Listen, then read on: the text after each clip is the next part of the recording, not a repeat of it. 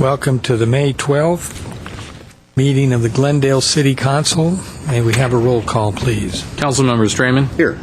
Friedman. Here. Najarian. Here. Weaver. Here. Mayor Quintero. Here. The flag salute will be led by Councilmember Friedman. Please join me in saluting our flag. I pledge allegiance to the flag of the United States of America and to the republic for which it stands, one nation under God, indivisible, with liberty and justice for all. Please remain standing for this evening's invocation. May is Asian Pacific Heritage Month in the United States, paying homage to those immigrants who arrived in this country and worked selflessly on such nation-building projects as the Transcontinental Railroad, as well as a myriad of successes in the arena of education, the arts, businesses, science, and government, all of which adds to the cultural richness of our community. We pray. It is in a spirit of selflessness and service to the American nation that we pray tonight to remember their achievements and join in their celebration of culture. We remember in prayer Glendale's Medal of Honor recipient, Japanese-American Sadeo Munimori, who paid the ultimate sacrifice for his nation. And remember all those who serve to protect our nation and its values that afford so many opportunities to so many who come seeking them. Amen.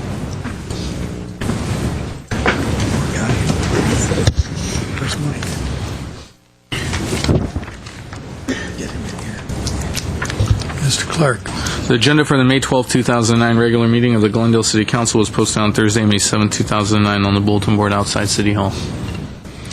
What's next? At 3A is an agenda preview for the meetings of May 19, 2009 under presentation and appointments. Mr. McFall. Thank you, Mr. Mayor, members of council. Next week on May 20th, we'll be beginning in the morning once again at 9:30 with a citywide budget study session. The departments that will be presenting next Wednesday, this one's on Wednesday, is the city treasurer, the city clerk, community development, housing, Glendale Water and Power, and the fire department. We will also on next week we'll be having a special joint meeting between the Glendale Housing Authority and the City Council and the Glendale Redevelopment Agency, wherein the Director of Community Development and Housing will be presenting a discussion of the 2009-2010 Housing Authority Redevelopment Agency and potential related city budgets. At 2:30 that day, there will also be a Housing Authority meeting, where the Director of Community Development and Housing will be presenting a professional service agreement change order for two separate projects noted in the that would be noted in the agenda. There's no specific action items on the Glendale Redevelopment Agency. At the City Council meeting that night, there are a number of reports. First, the General Manager of Water and Power will be submitting an analysis of the Shoal Canyon landfill gas facilities and lease purchase option. Secondly, again, the General Manager of GWP will be presenting a report on the interconnection agreement between the City of Los Angeles and the Los Angeles Department of Water and Power for operation and maintenance of the airway receiving statement. Next, the Director of Public Works will be submitting a report on the State Tunnel 710 Tunnel technical report. So actually include a presentation on that proposed project. And then lastly, there will be one hearing. The Director of Planning will be submitting a report on the appeal of design review case number 1, PDR 2008-086. This is for a residence located at 1477 Dwight Drive. Yeah. Thank you, Mr. McFall. Next. Mr. Mayor, if I may, I'd like to just take a moment to close the Glendale Redevelopment Agency meeting from earlier this afternoon. Move that we adjourn. Second. Motion and a second. We're adjourned. Thank you, Mr. Mayor. Next at 3B is service award presentation to Gary McCarter, firefighter for 30 years with the City of Glendale. Please come to the podium, sir.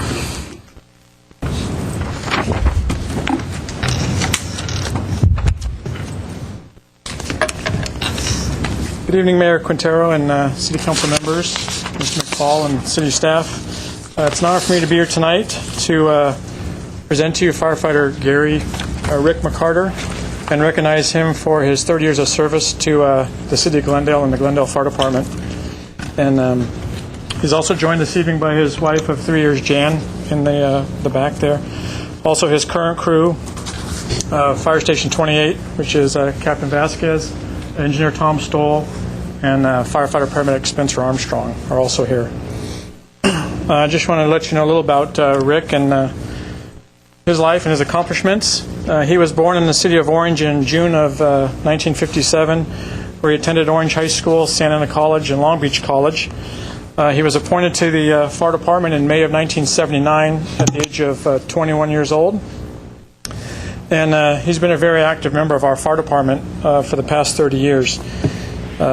He was a hill patrolman for 9 years, which he surveyed and canvassed our hillsides through the fire roads, making sure they were safe and passable for fire apparatus throughout the year. And he also helped revamp our vegetation management program following the College Hills fire in 1990. So that was a program that we vigorously attacked to make sure that our hillsides and the brush is cleared away to avert any disasters in the future. He also helped spec out a new hill patrol vehicle for use in the fire department. And he served for 5 years as an auxiliary dispatcher in our Verdugo Fire Communication Center. He served for 5 years as a CPR instructor, assisting the Red Cross and the fire department in the collaboration to teach our community members CPR. And most currently, he's been serving the last 4 years as a breathing apparatus repair technician, which is based at our Fire Station 28, where currently he is our only B shift or B platoon member that is trained on repair of those breathing apparatus, the bottles we wear on our back when we go into fires that are critical for our safety. Recently, he helped spec out a new air utility vehicle, which is stationed at Fire Station 28, and he's prepared training manuals and placed that rig into service this past December. On his spare time, he's a volunteer in our community. He is part of an organization that was created following the accident that Bill Jensen and Scott French that were involved with back in 1996. Firefighters Quest for Burn Survivors. He's very involved in that, helping raise funds and awareness for burns in our community. And he has several hobbies besides spending time with his wife. He enjoys riding motorcycles, scuba diving, hiking, camping, rock climbing, and really any sport that deals with the outdoors. And I think that's what really makes him such a great firefighter is he's really acclimated to the outdoors and the hillsides and just enjoys being outside and helping people. So with that, I'd like to present to you Rick McCarter for acknowledgement of his 30 years with our city and our great fire department.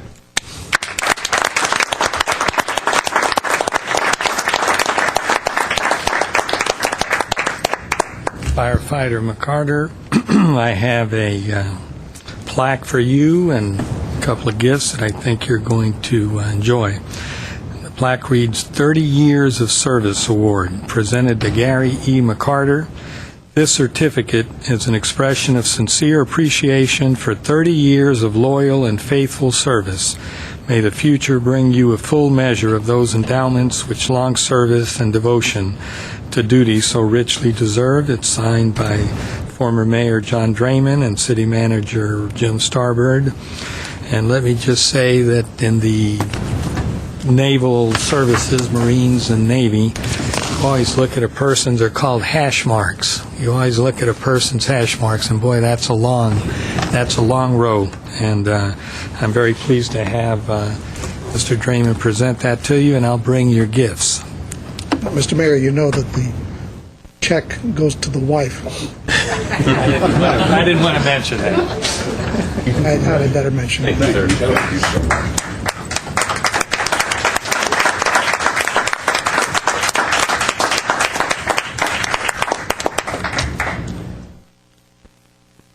Here you are. She's coming for the check.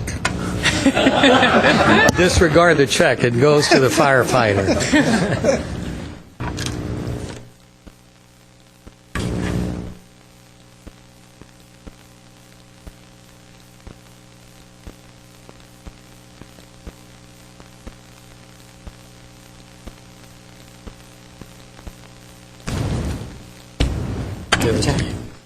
Sir? Congratulations, Jamie.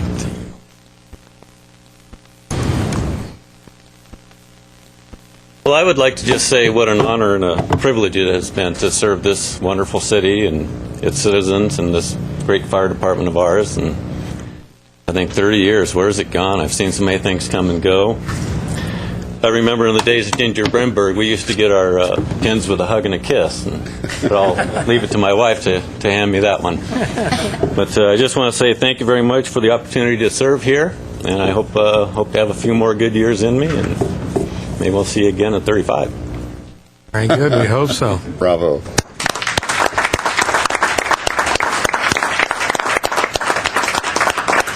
Thank you. What's next, Mr. Clerk? Mr. Mayor and Council, next on the agenda is City Council and staff comments. Are there any council comments? I do have Oh, several. Jerry.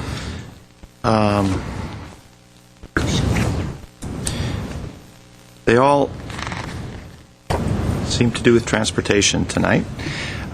First off, I'd like to let everyone know that the community pedestrian safety trainings, which was part of the 6-point plan for traffic safety, which was in some corners derided as being electioneering, actually are going to be held this Saturday, May 16th, at the Glendale Police Station.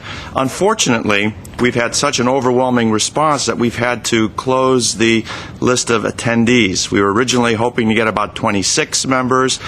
That list now has grown to 48.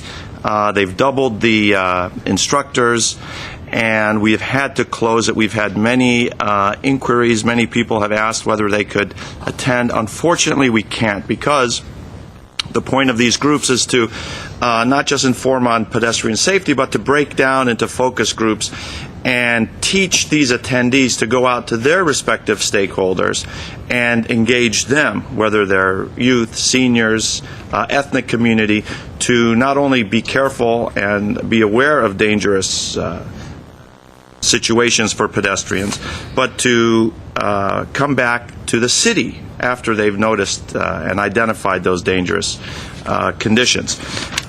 It is going to be something that we're going to be working on continually to try and make Glendale a safer place, and that will be this Saturday.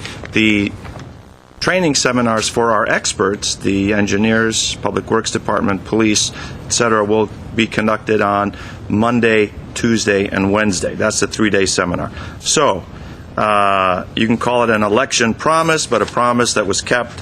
So I think we should all look forward and hopefully all work together on making Glendale a safer community.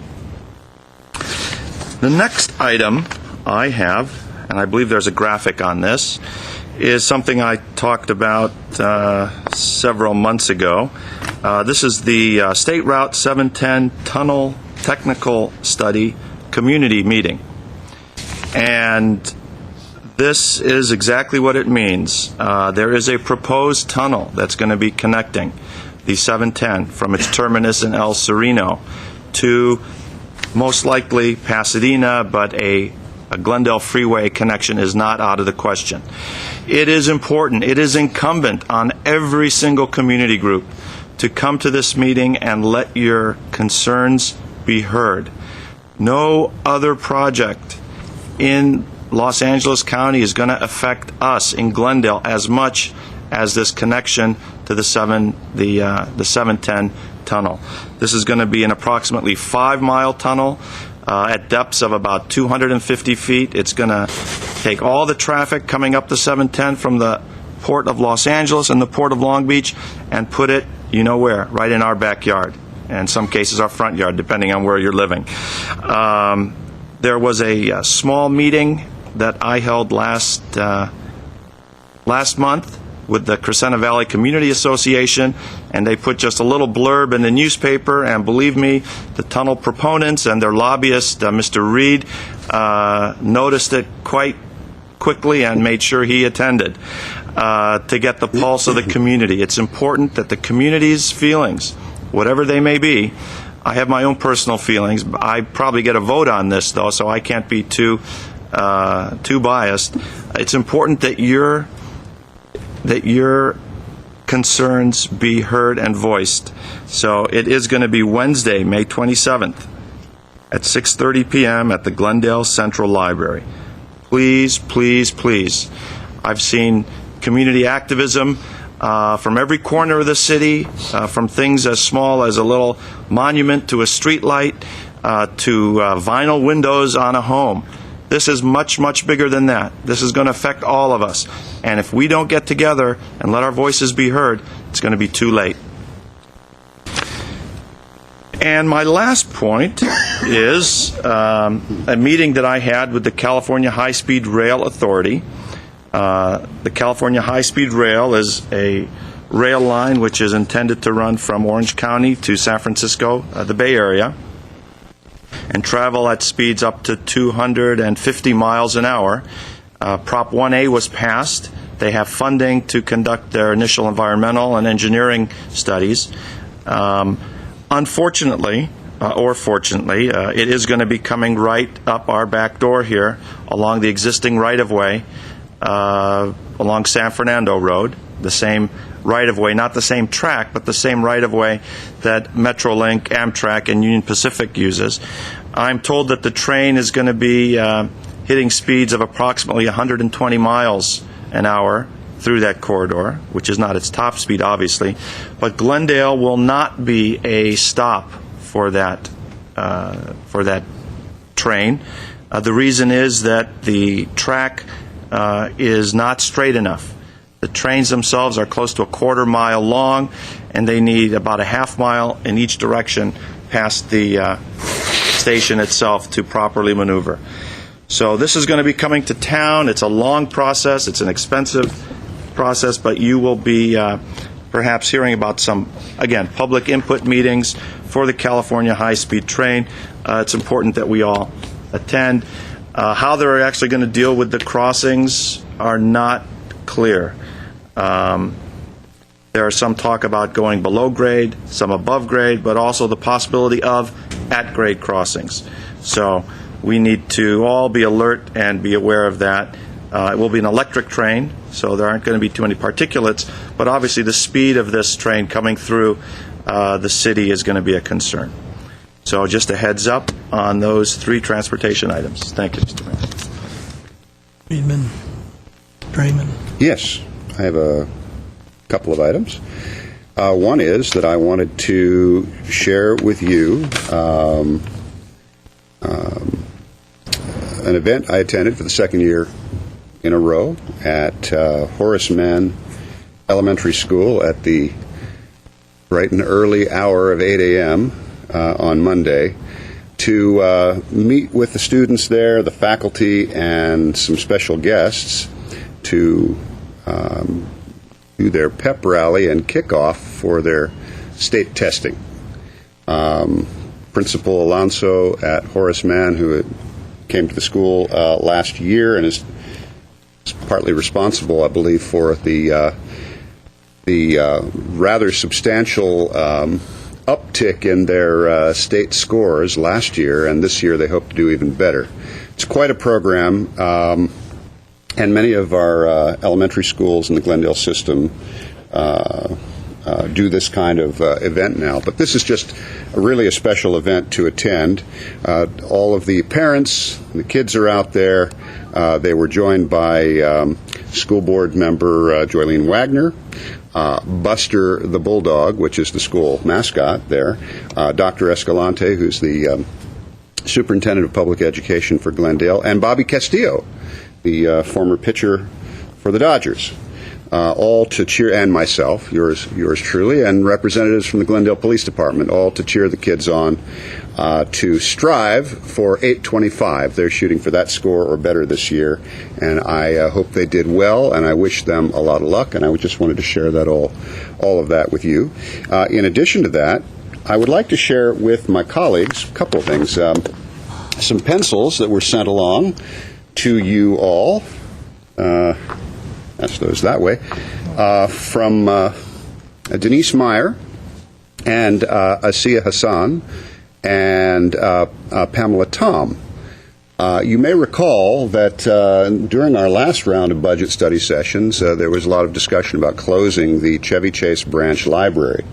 And a group of parents in the Canyon proposed that we keep that open, and we sort of said to them, well, we need to see some activity from the parents in the area. Let's make it a well-used library. So here's what's happened in the intervening time, and I will share it with you. Here are the exciting statistics showing a 39% increase in circulation and a 46% increase in attendance at the family programs at the Chevy Chase Library. Perhaps you have already seen these. We cannot thank you enough, and they're referring to you on the council. We cannot thank you enough for your support and for the entire council allowing Chevy Chase Library a reprieve of sorts last summer that permitted us to start this grassroots community effort aimed at proving that this is a treasured resource in our neighborhood. We are not so presumptuous as to believe the increases are solely the result of our efforts, as the library substantially increased its family and children's programs last year, too, according to the statistics below. We believe that we have helped boost circulation and attendance to some extent. We believe our successes are tied to, 1, the Read, For, and Score program, which is a program that encourages children to read books and receive basically awards for their progress. 2, a library neighborhood social hour on Saturdays from 3:30 to 4:30. 3, by partnering with Glen Oaks Elementary School, Mr. Weaver's alma mater, Glen Oaks Elementary School, and particularly through the support of their principal, Dr. Cynthia McCarty, who helped promote the new library programs. And 4, by partnering with the library staff, including Director of Libraries Cindy Cleary and Chevy Chase Branch Director Mary Alice Wolam, who helped get the 2 programs off the ground and supported their efforts. And the email goes on, but it basically is thanking all of you for giving them a chance to prove themselves. And just so you know, from July to March of 2008, previous year, the statistics were for circulating materials 5,300 and change, and 1 year later, the improvement was 7,400 and change.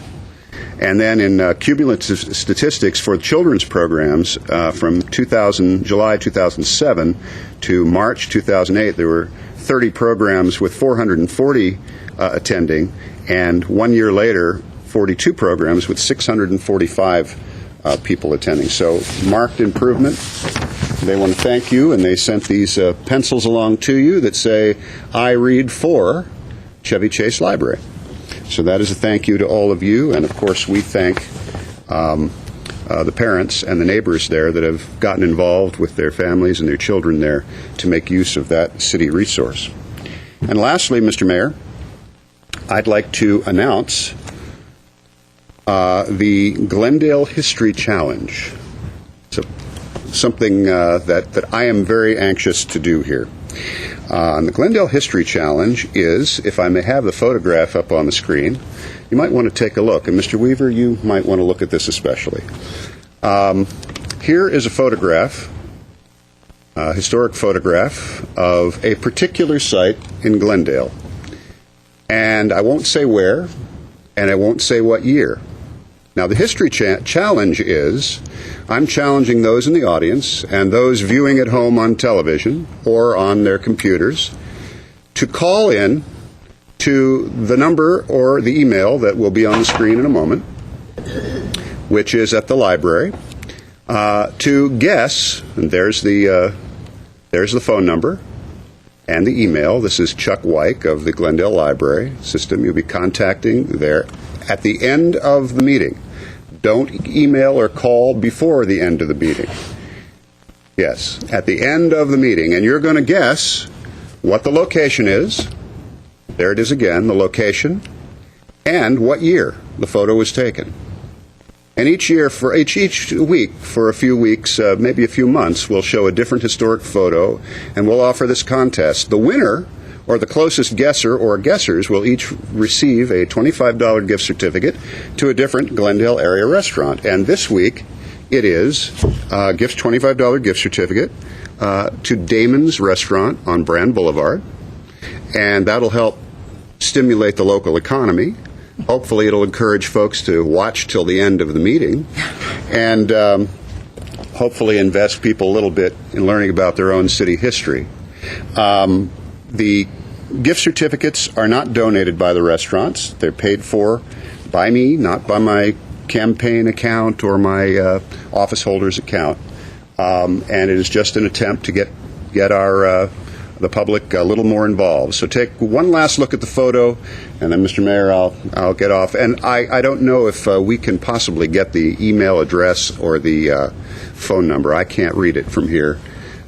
Who has eyes that can see that? The phone number is 818-548-2042, and the email address is the letter CWIKE at ci.glendale.ca.us. Remember, don't call or email in until the end of the meeting. Thank you, Mr. Mayor. Let me give the viewers a hot tip. Look at that car at the very prominently displayed. You know it has to be at least that year. Or Mr. Weaver, do you have any comments? Told him what it was. And he guessed wrong. Yes.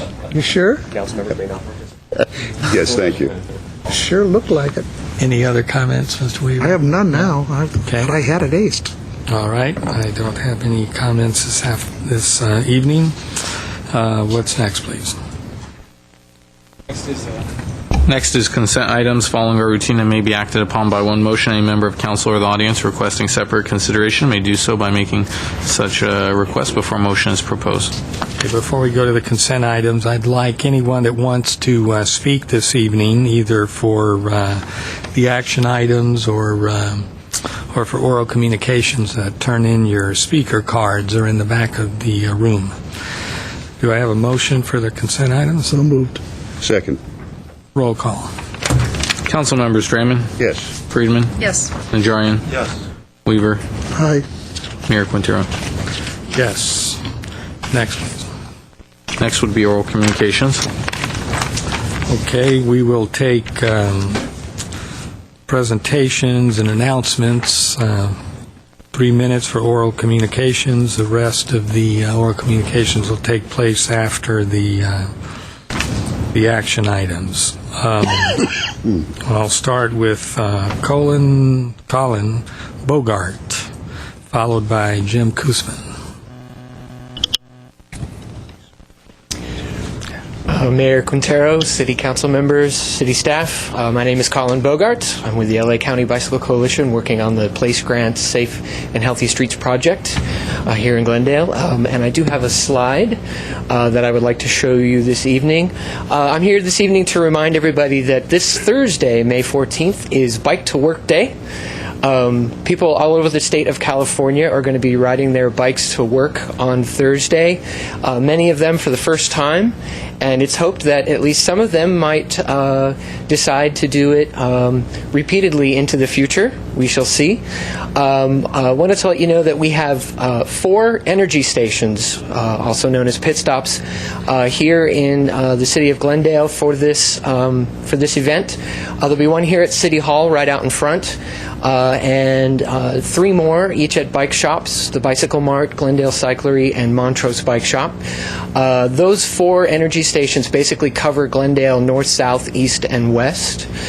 People who stop at an energy station will be able to get something to drink, something to eat, some free goodies from Metro. They'll also be able to enter in a raffle to win prizes. There'll be a separate raffle for the city of Glendale, and then also Metro is holding a county-wide raffle. So people who come to the pit stops will be able to enter in both raffles. The pit stops will be open. The 3 bike shops will be open from 6 a.m. to 9 a.m. On Thursday, the City Hall pit stop NEG station will be open from 7 a.m. to 9 a.m. And I'd like to thank the folks in traffic and transportation and also the bike shops who are volunteering their time to do this for supporting this great event. And if people want more information, they can go to the Safe and Healthy Streets website, which is la-bike.org/Glendale. And I want to encourage everybody to give biking a try this Thursday. Or if you can't make it that day, then try another day this week. Thank you. Thank you. Any questions? Thank you very much, Mr. Bogart. Jim Koosman, followed by Leon Mayer.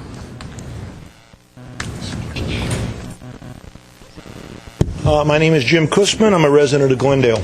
I'm here this evening with some really great news about the Stepping Stone Players, Glendale's only resident community theater company.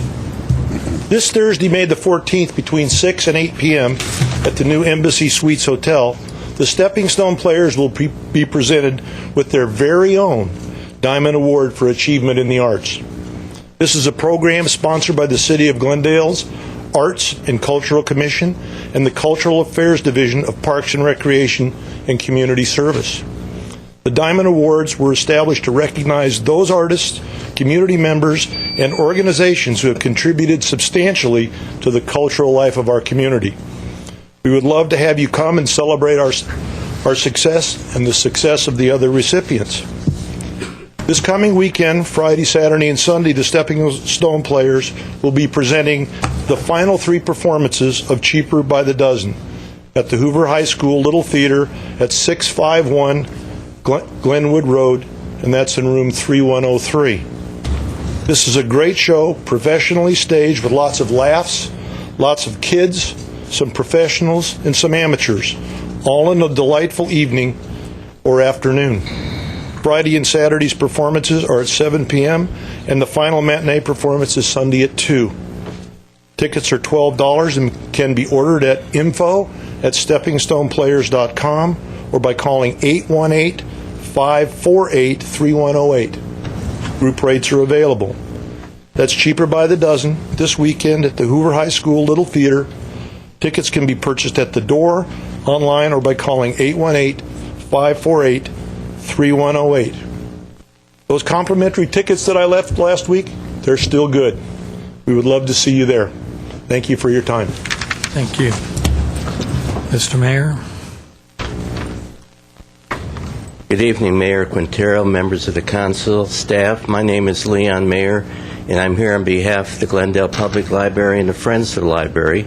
And I'm glad to see that the library is reaching out to Chevy Chase, and we are also reaching out the Author, Artist, and Friends series that I've chaired for about 8 years. We've reached out and continue to reach out to the young adults and adults in the community with the idea of stimulating them to read, and by bringing authors from all over the country, we hope to achieve that purpose, and will continue to do so. Now, on May 21st, we're going to have a nationally known journalist at the library, 7 o'clock in the evening. His name is Robert Scheer. His book is The Pornography of Power. Now, Robert Scheer has been a foreign correspondent in the Vietnam War going back to 1964. He was with Ramparts magazine. He joined the staff of the Los Angeles Times as a correspondent, and then he became a national correspondent with a national syndicated column. He's a gentleman who has interviewed every president from Nixon to Clinton. He's attended as a fellow and in other capacities Syracuse University, Stanford University, UC Berkeley, and Yale. And he's presently a professor, clinical professor at the Annenberg School of Journalism at USC. It should be a very interesting and challenging program. I urge everybody to come. You don't have to agree with some of the things he said in the past. He will be there to answer questions, sign his book, and it should be a very interesting evening for anybody who cares to attend. Now, on June 1st, we have another different type of program, but just as interesting and just as challenging. On June 1st, are we getting on the screen? On June 1st, we're having two cousins, one a nonfiction writer and the other a fiction writer. The cousins are Mark Arax and Eris Janigian. Now, they date back, their family, to almost 100 years ago to Fresno, when Yervan Janigian and Aram Arax settled there in the Fresno Valley. I'm familiar with the Fresno Valley because a teammate of mine at the UCLA freshman team, which I eventually did not make, Jay Ohanian, became Michael Connors. Well, in any event, quickly, the book that Mark Arax wrote is West of the West. And the book, that's a nonfiction book. And the book that Eris Jernigian wrote is a fiction book called Riverbig. So I urge you to come to that event. And if I could indulge just for a second. Come on, Mr. Mayor. Okay, I'll mention this next time. I'll have another time to talk about this event. Thank you very much. Very much. I'd like to have the Colonel come to the podium, and you can fill a card out before you leave, sir. Give us your information, and he'll be followed by Arlene Vidor. Mr. Mayor, members of the council, I'm Lieutenant Colonel Dave Worley, United States Air Force, retired. I'm the chairman of the Patriotism Committee for the Glendale Chamber of Commerce, and we work very closely with the city, as we have in the past, this year for the Memorial Day ceremony that we're going to have on Monday, May 25th, Memorial Day. It will be held at 9:30, right down here on the corner of Isabel and Broadway, in front of the Glendale Veterans Memorial. The memorial has been dedicated previously in 1997. It currently has 5 panels dedicated to those that gave the ultimate sacrifice in World War I, World War II, Korea, Vietnam, and the current situation protecting America from terror. The memorial is the perfect backdrop as we honor those, like I have already mentioned, that have given the ultimate sacrifice. We understand, Mr. Mayor, you're going to be there to speak. We're very privileged this year to have as our keynote speaker Lieutenant Colonel Rafi Najarian. He is he's in the California National Guard, and I think the Honorable R. Najarian knows him a little bit. And I don't salute him. I don't salute him. I understand. But Colonel Najarian has got a lot of experience. He's actually in the dental corps. He's a dentist in civilian life, but he's taken part in a number of operations overseas in Honduras. He's been in the Ukraine, and he spent a great amount of time over in Operation Iraqi Freedom over in that part of the world. So we're privileged to have him as a keynote speaker. And once again, we encourage everybody to come out to this very important ceremony. The memorial itself is funded, the maintenance and upkeep, through a fund through the foundation of the Glendale Community Foundation of the Verdugos, and donation envelopes will be available with the programs like we do every year to help in the upkeep of that. So we do ask everybody to please come out and honor those that have given the ultimate sacrifice. Thank you, sir. Colonel. Let me just add, the clerk mentioned his name, Sadeo Minimori, or he was called Spuds by his fellow soldiers. Most of the Japanese Americans that served in his unit in Europe were from Hawaii, and they preferred rice. He was born and raised in Glendale, and he liked potatoes. His dad was a potato farmer, so his nickname was Spuds.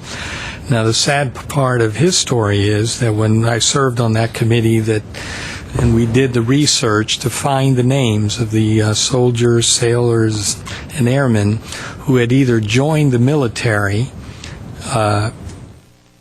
and were born here in Glendale, or perhaps had gone to high school, graduated in Glendale, and those are the names of the young men that were killed in the war, and now a young woman. We couldn't find, or we didn't find his name. It was years later that someone came to us and told us he is a Medal of Honor winner, and he's from Glendale. He graduated from Glendale High. The reason we didn't find his name was that he joined the military out of a camp, out of a relocation camp somewhere in California. His entire family had been taken from Glendale and sent up to the mountains of California. So he joined the list, and he is the only Medal of Honor winner from Glendale. He joined the list years later. So that tells you something about war and what it does to people and what it does to the law quite often. But I like to tell that story. Thank you, Colonel, and I'll see you at 9:30, you said? Yes, sir. Yes, sir. Thank you very much. Arlene Vidor.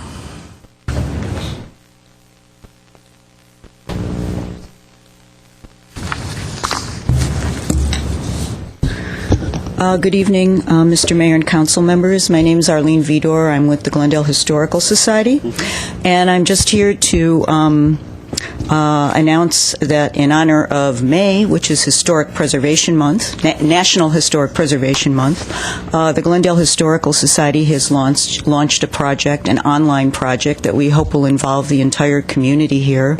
After spending a lot of time trying to figure out what the name should be, we decided on City Jewels, which is kind of the reverse of Jewel City, discovering Glendale's hidden treasures. And the purpose of this project is to solicit the citizens of Glendale to submit photographs of buildings and places in Glendale that they feel should be protected and are important to our heritage. We feel that the best way to save Glendale's heritage is to foster community awareness of our historic resources and identify as many as we can. And we think that everybody can make a difference by contributing a photograph. We are putting up a page on our website called the City Jewels page, and hopefully we'll be able to start posting photographs within the next week. We've already had 2 submitted, which is great. And there's no deadline for this project. It's going to be an ongoing thing, and we hope to accumulate landmarks, I guess I'll call them landmarks for lack of a better word, and then be able to discuss with the city how we might go about protecting our historic resources. We're off to a good start. We have 3 historic districts now, which is just awesome and wonderful, but I think there are something on the order of 20,000 buildings in Glendale that are 50 years or older, and some of them may actually be worth hanging on to. So hopefully people will participate, and you can do so by logging onto our website, www.glendalehistorical.org, or just search engine the Glendale Historical Society, and we will have instructions posted, and we hope to hear from everybody in the community as well as all of you. So thank you very much. Ms. Friedman? Yes, I have a question from Ms. Fedora. First, thank you for everything that you do on behalf of the Historic Society. Will the properties that you end up listing on your website, will those be an official survey that could be used under CEQA?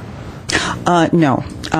What we hope to do is generate interest in the community in kind of formalizing our grassroots efforts. I don't believe, and I honestly haven't looked into it, but I don't believe that the posting of photographs of buildings that people find interesting really affords any legal protection, and I don't think that that triggers a CEQA evaluation. I was just wondering whether you were going to be showing them to our historic preservation planner, and maybe he could select some of them. Well, we absolutely hope to be able to, I'm sure that if things go the way we would like them to, that many people will submit, and not every building will be worthy, and we certainly hope to maybe consult with the historic preservation planner at the city and really determine which ones are worth looking at. So yes, we certainly hope to communicate with the city on this project, but we hope everybody participates. So thank you. Thank you, Ms. Fedora. That'll close the first segment of oral communication. What's next, please? Moving to item 8 under action items. At 8A is City Treasurer regarding the City Treasurer's quarterly investment review as of March 31st, 2009. At 8A1 is a motion to note and file report. Mr. Starbird. Mr. Mayor, your City Treasurer, Ron Barucki, is in the audience. This is his quarterly report. He's here to answer any questions you might have. Mr. Barucki? Would you like to... He so looks forward to these presentations. become very social lately. Mr. Mayor Quintero, members of council, I'm pleased to be here tonight to present the quarterly report of the city portfolio. This would be for the third quarter of the fiscal year. Usually, this report is a very brief report, as we're 6 weeks away from the end of the fiscal year, and at the end of the fiscal year we provide detail for the past year as well as look forward as to what we expect the coming year to be. So I could, for the benefit of perhaps those watching on TV, quickly give a brief status report. The city portfolio ended the third quarter of the fiscal year at $467 million, up $22 million from the $445 million at the end of the last quarter in December. A good portion of the increase can be attributed to the $14 million set-aside loan to housing in February. Interest earnings for the quarter decreased $837,000 from $3.5 million to $2.7 million, and reflect the steep drop in the average rate of return of the city portfolio from 3.34% last quarter to the current 2.49% for this quarter. And that, of course, follows the interest rate trends, which from the beginning of the fiscal year have been dropping significantly. Incidentally, the rate of return for the state fund, the local agency investment fund, fell 63 basis points from the last quarter to average 1.91% for the quarter ending in March. Just as an overview as what's happening out there, as we said, the Fed continues to maintain its federal funds target rate near zero. That's pretty low. The two-year Treasury rate has fallen 1.91% from 2.71% at the beginning of the fiscal year to under 1% at the end of the third quarter. That's about 80 basis points. The only bright spot in the financial markets right now is an atmosphere of calm has replaced the atmosphere of volatility that had permeated the market since last fall. Our approach continues to remain vigilant and to stay cash liquid as we search for buying opportunities to add value to the portfolio. And with that, I recommend that the City Council note and file the City Treasurer's quarterly investment report. Thank you, sir. Are there any questions? Mr. Najarian. I have a question. Mr. Barucki, looking at page 3, corporate medium-term notes, it looks like the market value is lower than both the par value or the book value of those investments. So what does that mean? Is that something to be concerned about? Well, what that means is that if we were forced to sell those, we would be selling them at a loss today. But is there something to be concerned with those? No, since our portfolio is a fixed income portfolio and we buy to hold. We will hold those to maturity. And when they mature, they will be paid at par. Is that a certainty? Is that how that... Well, we haven't bought a bad one yet. So the market value is only the current value if you were to liquidate. It changes every day. If you were to liquidate, but if you were to hold it to maturity, it becomes the par value. That's correct. Okay, and the book value means what? The book value is the value that, well, in this report, usually book value is the price that you paid for it, your cost. But this is an accrued cost, so therefore it changes also daily. But that's the concept. Okay. So, again, we're not concerned unless we are forced to sell. And we would not be selling any of these securities as we normally don't. Had we, which I do not see, but as an example, had we been holding General Motors corporate bonds, yes, would that be wiped out in the event of their bankruptcy? Or depending on the negotiated? Probably, if any of these went to bankruptcy, yes, you would be looking at pennies on the dollar. For example, Lehman Brothers. Right now, the last time I looked, Lehman Brothers was you could buy Lehman Brothers bonds at 20 cents on the dollar. So you would lose 80%. In our list of corporate holdings, which one do you think is the riskiest at this point? Well, since last September, when the world turned upside down, the one that I was most concerned with, we have sold off. And that was Credit Suisse. That was an investment bank. After that, I lost sleep over General Electric, GE. GE went through some rough times. Always making money. It's been a crazy market. Then for a while, I was concerned about Bank of America. Right now, I'm not concerned about General Electric or Bank of America. As you're aware, the stress tests are out. All 19 banks have been checked, gotten a bill of health from the Treasury Department. I'm sleeping a little better right now. Toyota is okay? You don't lose any sleep on Toyota? I'm not losing any sleep over Toyota. I think Toyota will be a survivor also. They still have a very strong rating. I think I know this sounds strange. I think they only lost $4 to $6 billion. So I think Toyota. It's been a crummy market for auto sales. But those are good questions. Those are things that I worry about. Yes. Okay. Or things that we like to say in the biz we're concerned with. Okay. Thank you. Thank you, Mr. Questions, comments? Move 8A1. Okay, thank you, Ms. Faruqi. Need a second? Second. Roll call. Council members Raymond, Yes. Friedman, Yes. Najarian, Yes. Weaver, Aye. Mayor Quintero. Yes. Next.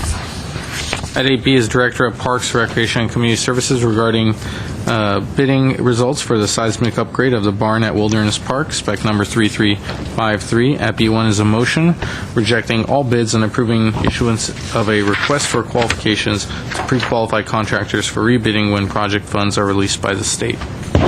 Mr. Starbird. Yes, Mr. Mayor. This is an item requesting you reject existing bids for the Duke Magian barn at Wilderness Park and authorize staff to go through a request for qualifications process at the time that we do want to reissue bids. George Chapson here, Director of the Department, is available for any questions you might have. Any questions, Mr. Najarian? So, George, on the existing barn currently, there is a I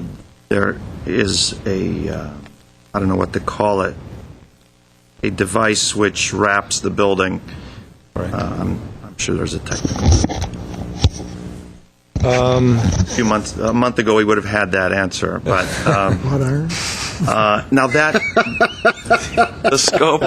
John can answer that, but there is a device to strap right now, but it's not enough to actually. Not enough. Not There's additional. Absolutely. There's additional seismic work that's needed. Absolutely. Okay. Yeah. So.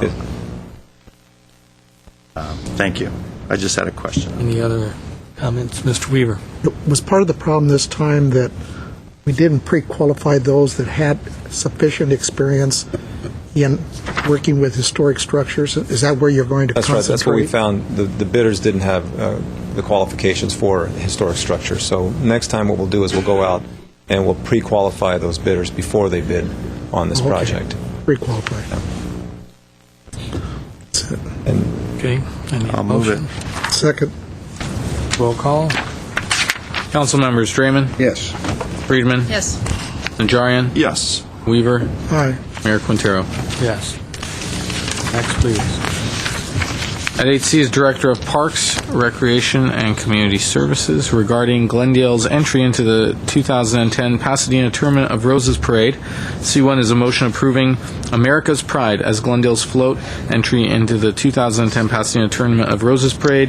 And C2 is a motion authorizing City Manager to execute a professional services agreement with Phoenix Decorating Company, Inc. in an amount not to exceed $99,000. Mr. Starber. Yes, to, again, George Chapson. Mayor Quintero and members of the City Council. We have two gentlemen coming up here. Chris Lofthouse, who is the owner of Phoenix Floats, and Gary Ackerman, who is the president of the Glendale Rose Float Association. They'll be talking briefly about the Rose Float entry itself. Just for some background, 2010 marks the 96th float entry for the City of Glendale in the 121st Tournament of Roses Parade. The parade theme this year is a cut above the rest, and Glendale's float entry, or the proposed float entry, is America's Pride, and it will depict a large American eagle, and with some riders that actually depict professions that we are proud of. The cost of this year's float is $99,000. Really hasn't gone up over the years, except for a brief cost of living, which was last year. Half of that will be paid by the Glendale Rose Float Association. The other half, if the budget is approved, the current next year's budget by the City Council, it is in the budget. For the past several months, the Glendale Rose Float Association has been working with Phoenix Floats to come up with a design. They've looked at numerous designs, and they can talk about that. The design did go to the Parks Commission, and it was approved by the Parks Commission in April. So with that, what I'd like to do is introduce both Gary and Chris Lofthouse to talk about the float and any questions you may have about the design of the float or logistics of it. Evening, City Council, Councilman Moon. I do have, we picked America's Finest. Chris, you want to show them I think they're going to be on the screen soon. But they would like to see it, so the audience also, please. This float was pretty well picked unanimously by our committee. We're going to have 10 riders on it. Of the 10 riders, we hope to have somebody depicting a policeman, a fireman, a doctor, a school teacher, and we're looking for the fifth one, and then we're going to have children standing by them depicting that they want to emulate to be that profession. Because Glendale obviously has Class A fire department, a great police department, a great education department, and we have fine medical. The Parks and Recreation Commission was talking about possibly putting a park commissioner on it. I thought, nah. Had you thought about an engineer? No, Dave. Been there, done that. But we're very proud of this float. It's going to be very colorful. It's going to have, it depicts both patriotism, which Glendale is very proud of its patriotism, and also with America's Pride, we're very proud of our people that we have in this community that have developed to what we are today, to one of the finest cities around. Chris, you want to tell us anything about it, how long it is? Well, the float is 35 feet in length, and the tops of the wings are 22 feet in the air, so it's going to be a very menacing eagle down the street. Mr. Weaver. Yeah, the only thing I want to comment on the float is the crew chief. Now, this may be one of the hardest floats that we've decorated because the eagle has got to look like it has feathers on it. And when you're trying to do that with dry materials, there'll be no seeds. There's going to be other materials, and we've got to create, hundreds and hundreds of feathers on that bird so it actually looks like an eagle. That's going to be a challenge. I'm estimating 5 to 6 days just to do the eagle, not counting anything else on the float. So it will be a great challenge. that rendering won't do justice to what you will see in the end because there's so much floral on it this time, more than most of our floats have been. So it will be impressive, but it will be a great challenge for us. Glendale has a great history of award-winning floats. In fact, we were the very first sweepstakes winner way back when. And that was, as it turned out, to be a peacock, which is the City bird. city bird. We don't have any peacocks in Glendale that I know of anymore. Any questions on it at all? Ms. Friedman. I hate to ask this question, but I'm going to. Good. I'm sorry, because I know that we're the last stop in a long line of stops you've had, but I do have to ask. I think it's gorgeous. I mean, it's going to be incredible in its size and its scope, and it's colorful and all of that. My question is, what makes this Glendale as opposed to any other city in the area? The last couple of floats we've had really said Glendale because they had the Grand Central Terminal or they had other things that were Glendale. And to me, this could be any city anywhere in the country. You're absolutely right. Let me address that. Not all the floats represent the cities that they represent. The floats don't depict. Burbank, Long Beach, and Los Angeles traditionally do. Glendale traditionally does not. But with this float here, with America's Pride, we're trying to depict the city of Glendale and what we bring to the community. It's difficult to find something that represents Glendale anymore, quite frankly. If you have any suggestions, I would love to hear it, because we've had the days of Verdugo. In fact, with that float, we had Ginger Brenberg and Paul Lestep, who are both gone now, riding as Verdugo and his wife, and they're riding on a horse with the verandas behind it. Unfortunately, on that particular one, the horse was a little antsy, so they gave him something to knock him down. And every time they'd stop, they'd have to get out and hit the horse to make him move again. Yes. To help answer your question, the city of Glendale has been a big part of the Rose Parade for many years. And in the spirit of the Rose Parade, being a participant, the city of Glendale will be well represented on the side of the float, and people will know it's the city of Glendale coming down the street because your signage will be on the side of the float. And in the spirit of the parade, the city of Glendale is really putting a float down the parade that people will enjoy. And what you're trying to do in this parade is entertain and be part of the spirit of the Rose Parade. And in doing so, I think people will identify City of Glendale being involved in the spirit of the parade and putting a beautiful float down the parade. Your signage will be on the side of the float, and it really doesn't necessarily need to be an advertisement for the city, but the City of Glendale takes the pride in participating in the Rose Parade. I think that is a lot of value. Mr. Najarian and then Mr. Weaver. How many seats, for lack of a better word, are there on the float?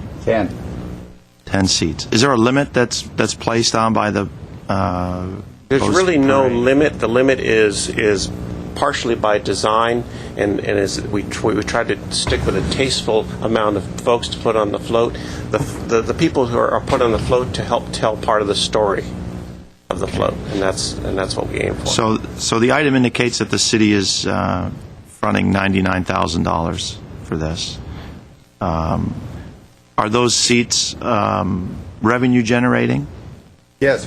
As a fundraiser, we try to sell the seats, which helps the Rose Float collect money that we can offset the cost of the float to the city. We're one of the few organizations in Glendale that give money back to the city for their support. Okay. So you've got the dibs on those seats. We wish to sell them, so we can pay you. And you said the professions that are represented are? We would like to have somebody representing a fireman, a policeman, a teacher, and a doctor, and the fifth one is up in the air with a child standing by them, wanting to be that when they grow up. I don't think anything could suit the theme of America's Pride as the of course, the Constitution is our document that has held this country together, and perhaps the defender of the Constitution. Yeah, that was not, you're right.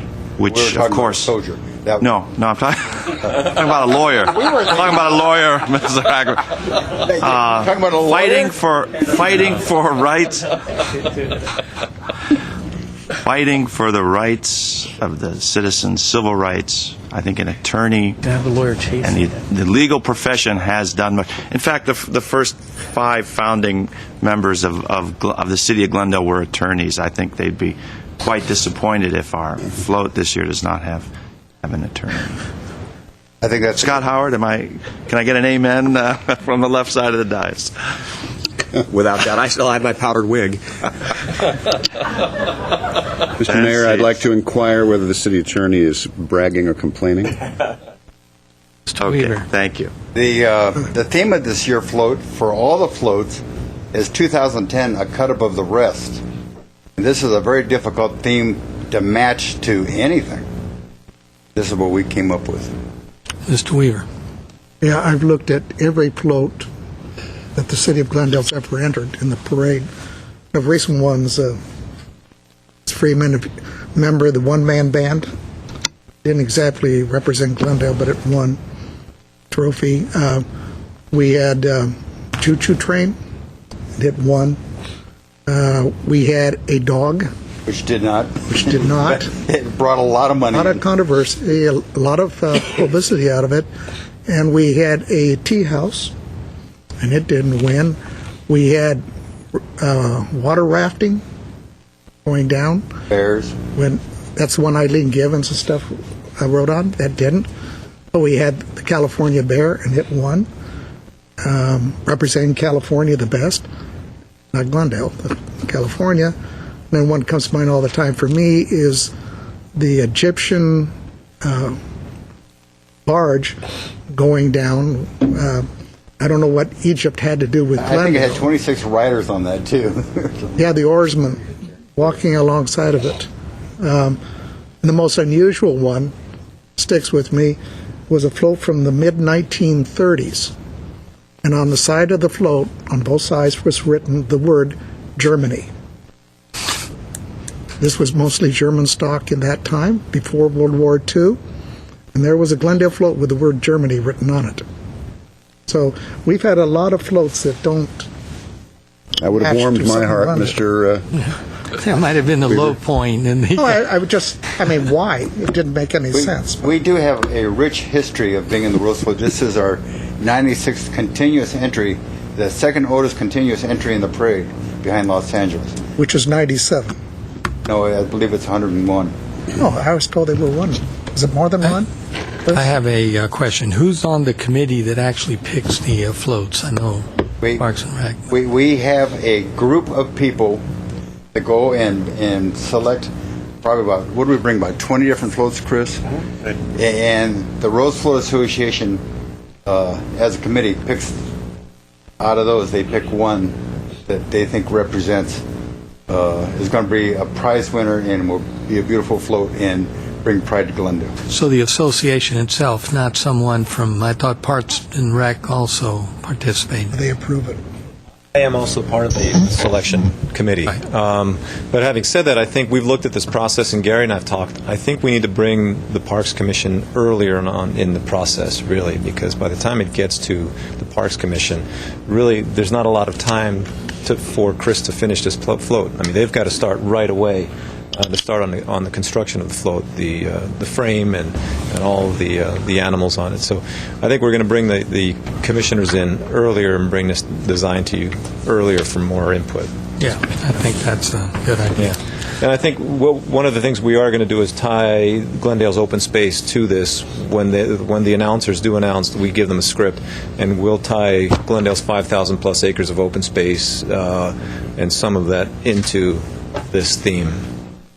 Good idea. Okay, do I have any other comments or questions? Do I have a motion? I'll move 8C1 and 2. Roll call, please. Is there a second?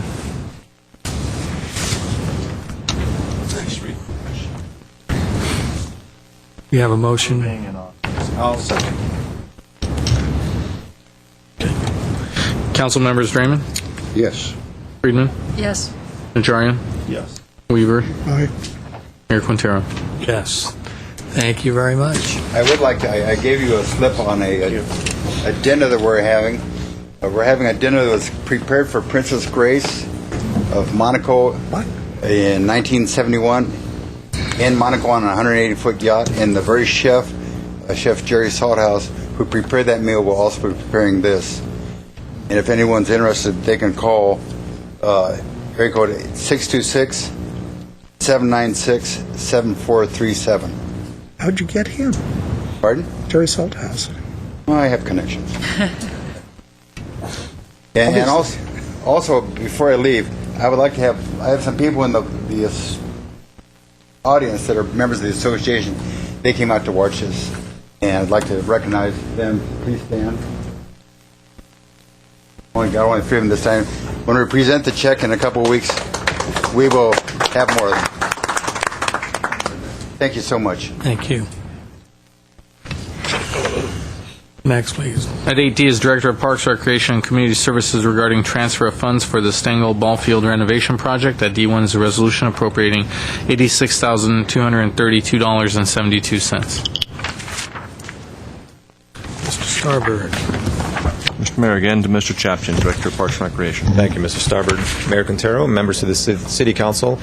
This item really typically should have been in the CIP process, but because of time constraints, we had to bring it to you.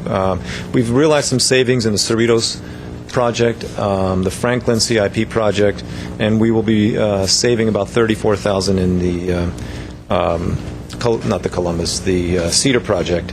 And what our recommendation would be is allow us to transfer that savings from these projects so that we can do some park upgrade to Stengel Field.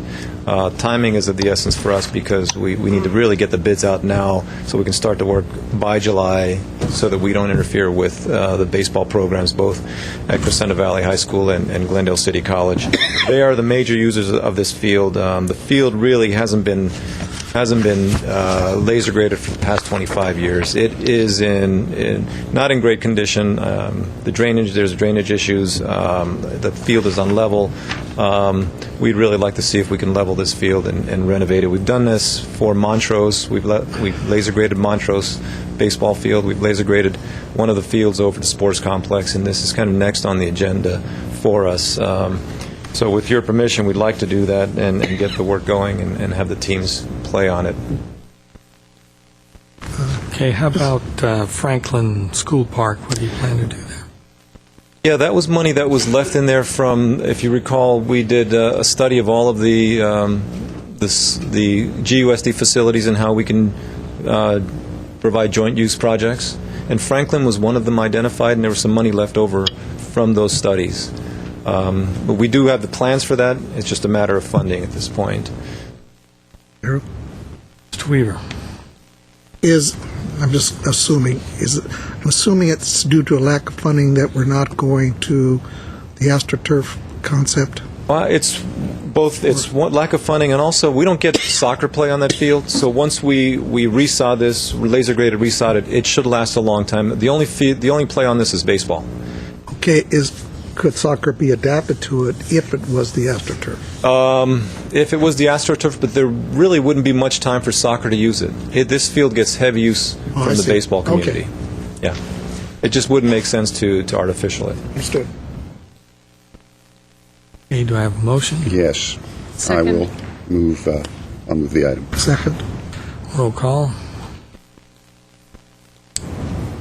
Council members Draymond, Yes. Friedman, Yes. Najarian, Yes. Weaver, Mayor Quintero. Yes. Next, please. At 8E is General Manager of Water and Power regarding Titan project. At E1 is a resolution authorizing City Manager to execute a power sales agreement with the Southern California Public Power Authority and a participation agreement with the City of Burbank with respect to the Titan project. Mr. Starbird. Yes, Mr. Mayor, to Glenn Steiger, General Manager of GWP. Glenn? Mayor Quintero, members of the City Council. As you are quite aware, GWP has been actively investigating and soliciting additional renewable energy sources for quite some time now.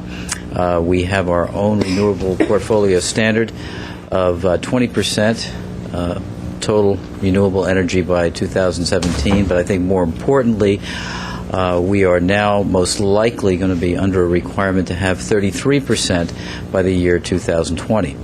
In addition, we have, as part of the GWP 5-year strategic plan, made it one of our goals to start moving in the direction of achieving the 33% by 2020. So in that regard, I would like to introduce Steve Linz, our Assistant General Manager of Power Supply, to talk about this specific project. Mr. Mayor, members of council, Artie.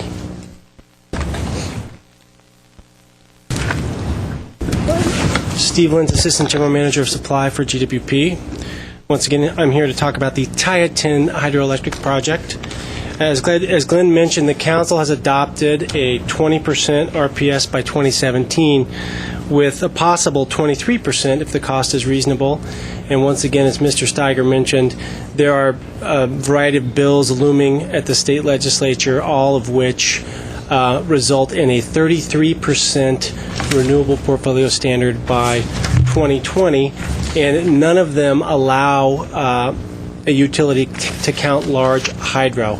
And I'll get to that a bit at the end when I go over these pie charts representing our renewable portfolio standard numbers. Council authorized GWP to work with SCAP on renewable projects in 2006 through a development agreement. SCAP has received over 100 proposals, and we've currently only got a handful that are in active negotiation. Most of those are wind and geothermal projects. Tieton is a small hydroelectric project in the state of Washington.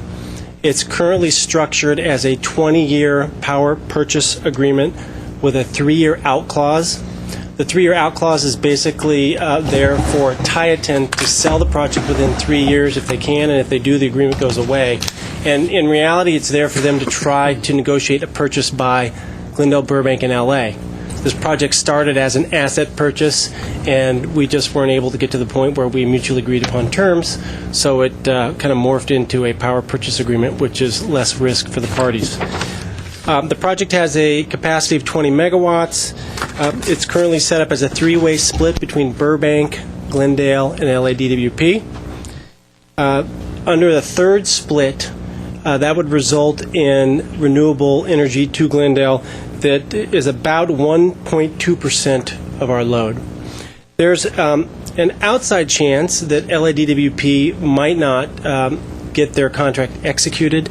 We don't. It's a long shot, but in the event that that does happen, we've indicated that Burbank that we would be willing to make the recommendation to council that we would step up for a half of the project. Once again, half of the project would only be 1.8% of our current load. The price is $85 per megawatt hour for the energy and about $15 a megawatt hour for transportation. So all in, it's around $100 per megawatt hour.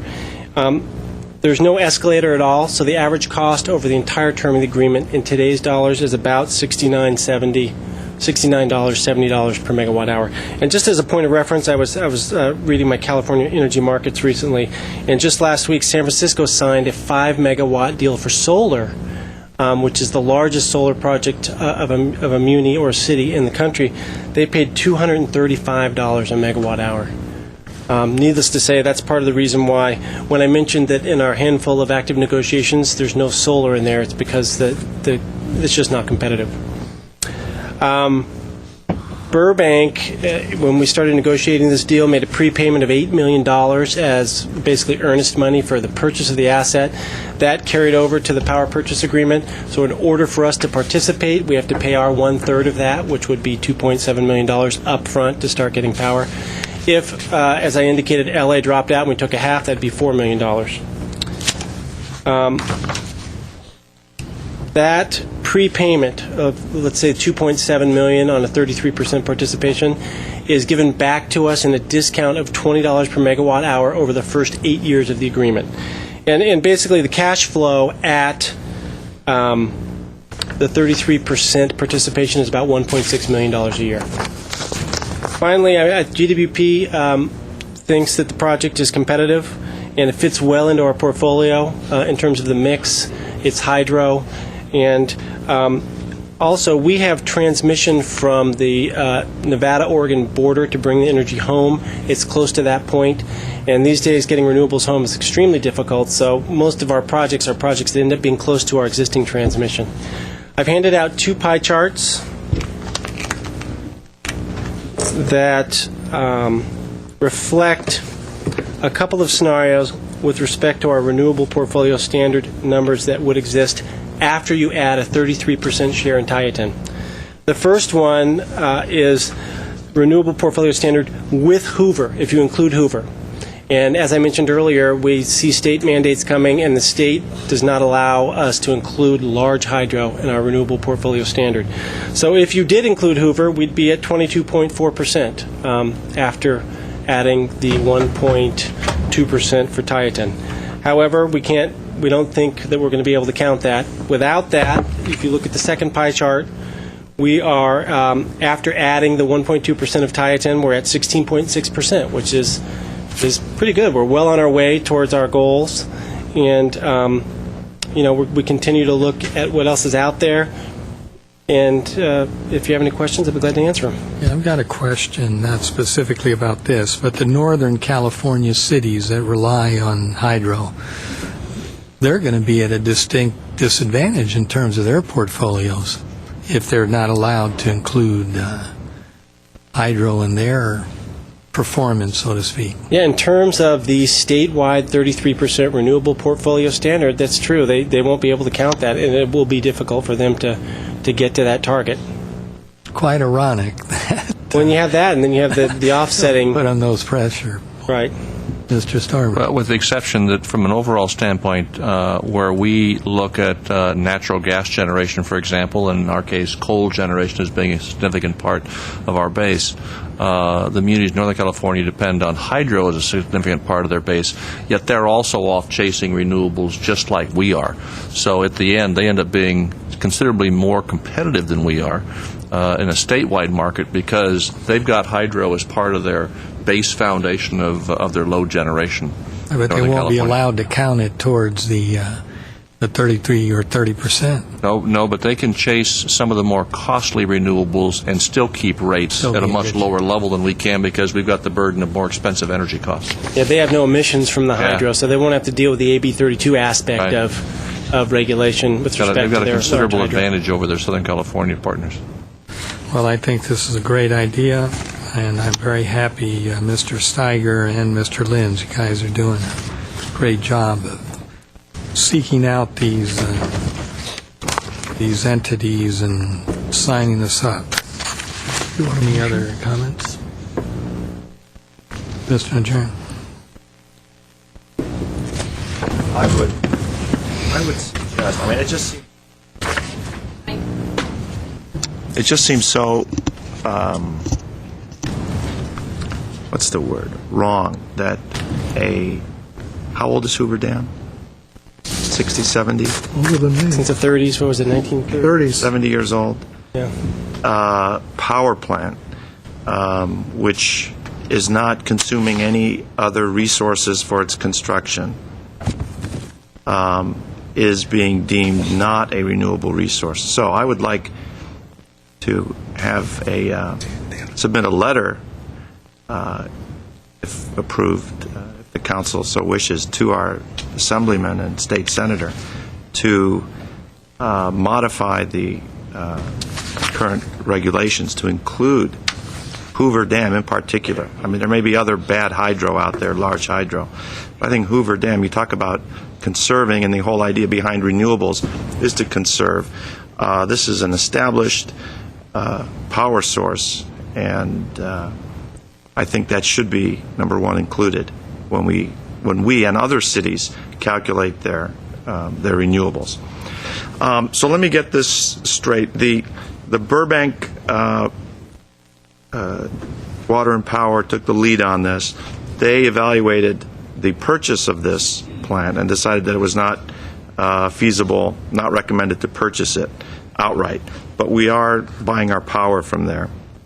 So when you calculate the actual power cost and the transmission cost to get it to our port of entry, if you will, it still comes out to about $86 a megawatt hour. The power cost is about $85 a megawatt hour plus the $15. Right, but then if you spread that over the term of the contract and put it in today's dollars, then it's about $70 per megawatt hour. Okay, and this is a possible 20-year 20-year power purchase agreement for us. And we haven't, this is up and running currently, this plant? It's up and running. Right at the moment it's not because we don't have water flowing, but we're ready to take delivery. And there's no problems with interfering with the salmon runs or flooding any valleys or anything of that nature? Not that we're aware of. However, we were involved in looking at that asset purchase as well. All three cities participated, and there were some issues related to fish ladders and things like that we couldn't get answers to in terms of owning it. But with the power purchase agreement, we take the output, we pay the price for the output, and we don't have the risk of anything that might come up related to. Because we wash our hands of any environmental. Well, no. They've got to comply with the laws, and we just didn't know how to quantify the risk around some of those issues, and so we weren't comfortable purchasing the project.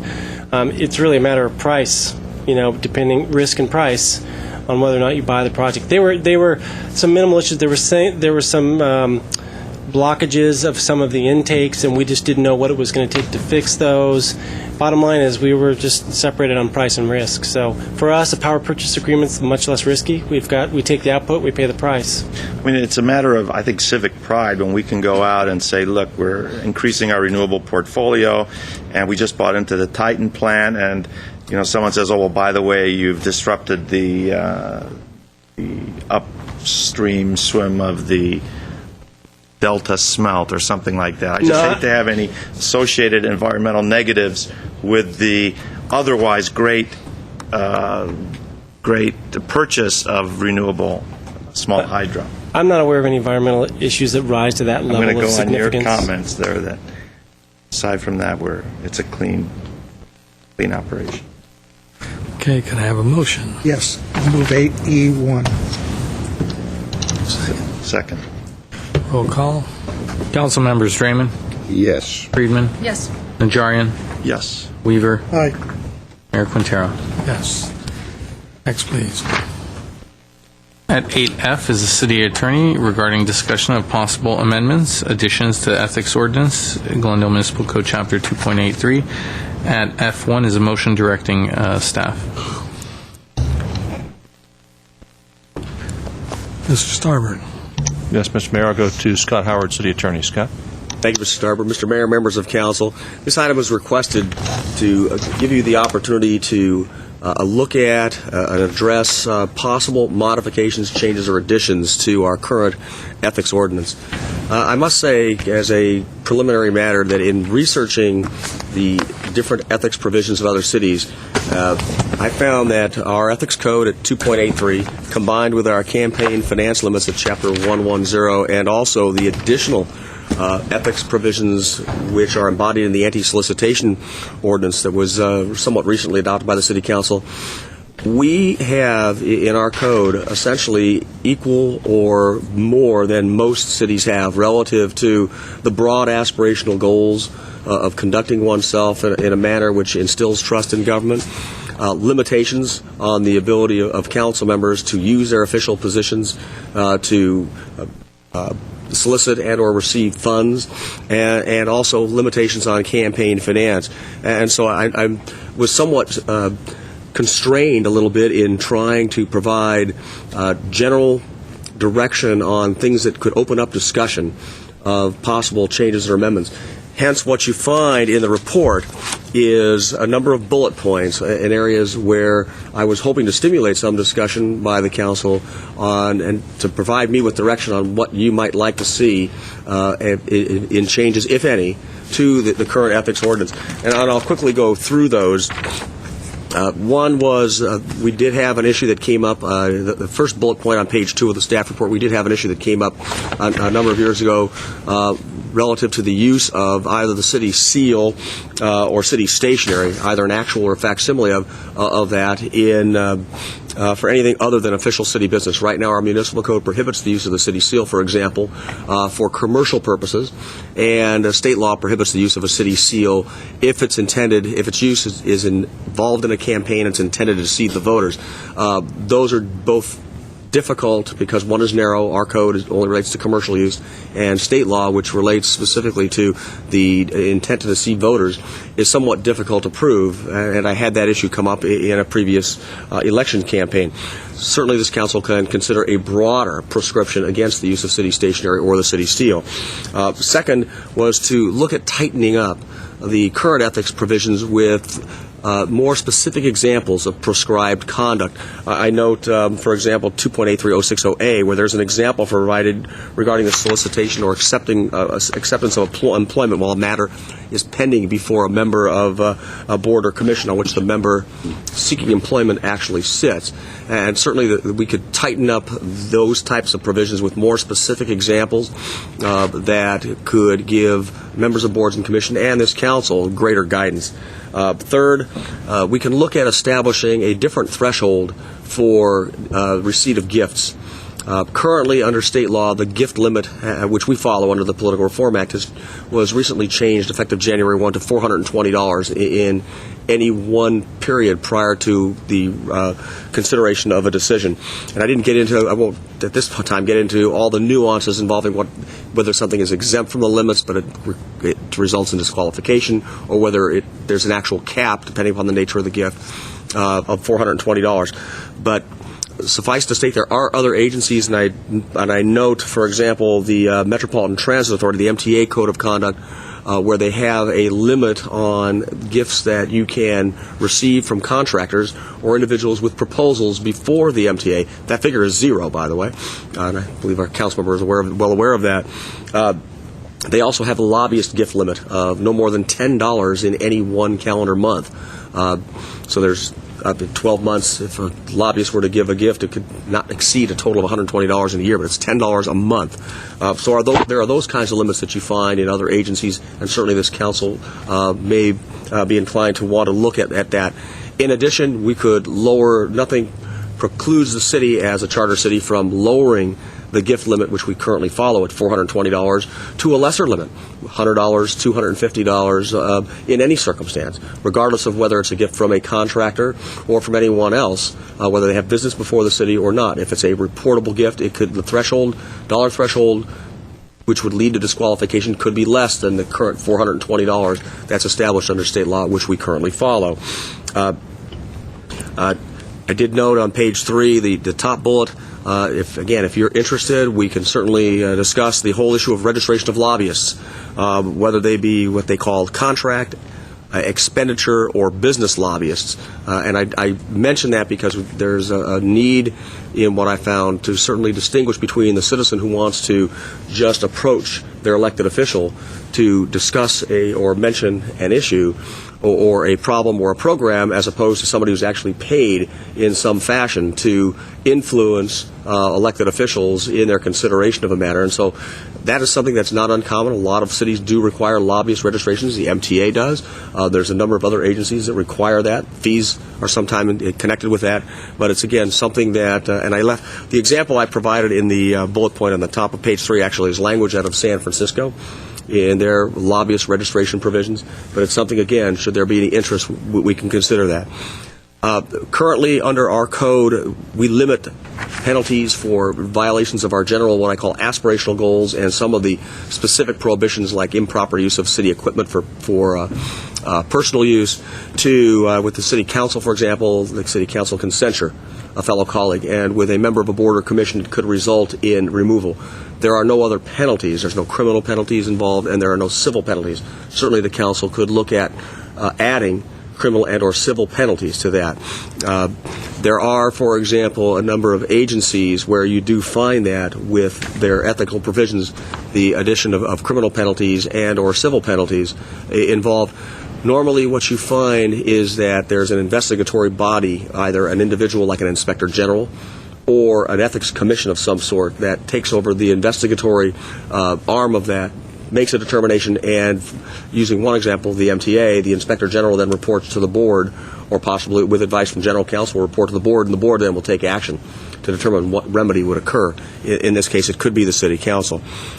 I did attach a copy of the Santa Ana recently adopted Code of Ethics. It's actually a combination of Code of Ethics and Code of Conduct that sets forth 5 core goals. It does not have any penalties attached to it. It was actually required by the voters pursuant to a charter amendment that was adopted in one of the Santa Ana's most recent elections.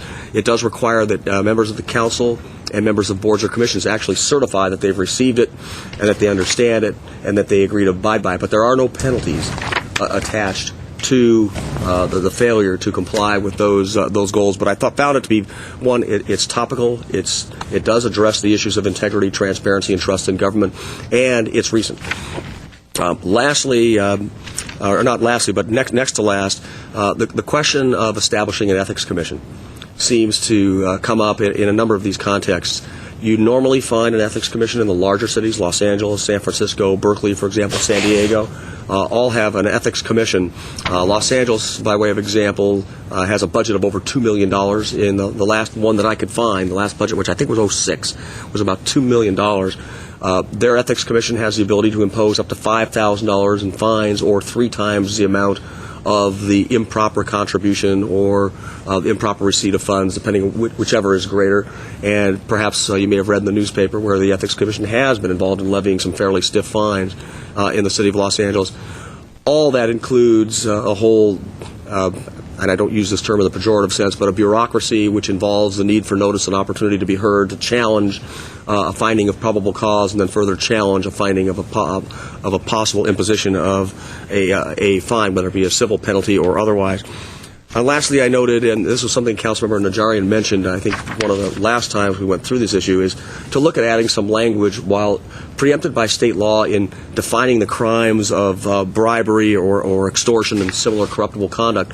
We can certainly add some language to our current code which notes the council's philosophy about how that should be treated, and that the punishment that would be meted out for conduct like that should be at the fullest extent of the law. That essentially kind of wraps up my report. It's more of an opportunity to stimulate some thought about what you might want or what you might be thinking of. And certainly I wouldn't sit here and tell you that I've thought of absolutely everything, because I began to feel somewhat constrained given the fact that our code is actually not really out of line with what you find in most cities. In fact, it does cover much of the aspirational goals, if not more, that most cities do have.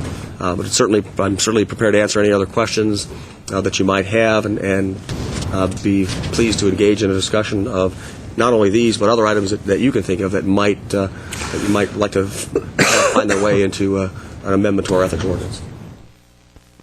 Any questions or comments? John. Well,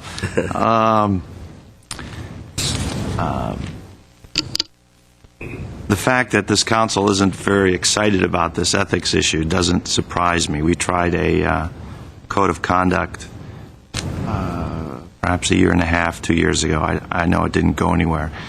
But I do think that trust and faith in your government, in your council, is really the pillar of municipal government. I think what we need to do, I would encourage my colleagues to work together to try and tighten up our current regulations. I support the idea of requiring the lobbyists to register. I think that way, if someone contacts you, I mean, there's no doubt in your mind that this person is a paid advocate for a particular cause, design, development, issue, etc. And I know many times when when I am contacted by some people, I'm not sure who this person is. Is he just speaking as a resident? Is he advocating for his client, or is he advocating for a project that he is trying to get through that would benefit himself? I do think we need to have some civil penalties. The problem with the current situation is if we see, and if there is a violation of our ethics ordinances, the only one that really is deemed and charged with advancing that and prosecuting that is the district attorney. And the district attorney, let's face it, is going to go after those high-profile cases that we've heard about in the Linwoods and the Maywoods and the Bells and the Bell Gardens and those types of cases. Something that is wrong, that is a violation at our level, oftentimes just is cast asunder, and there's no investigation conducted, no follow-through.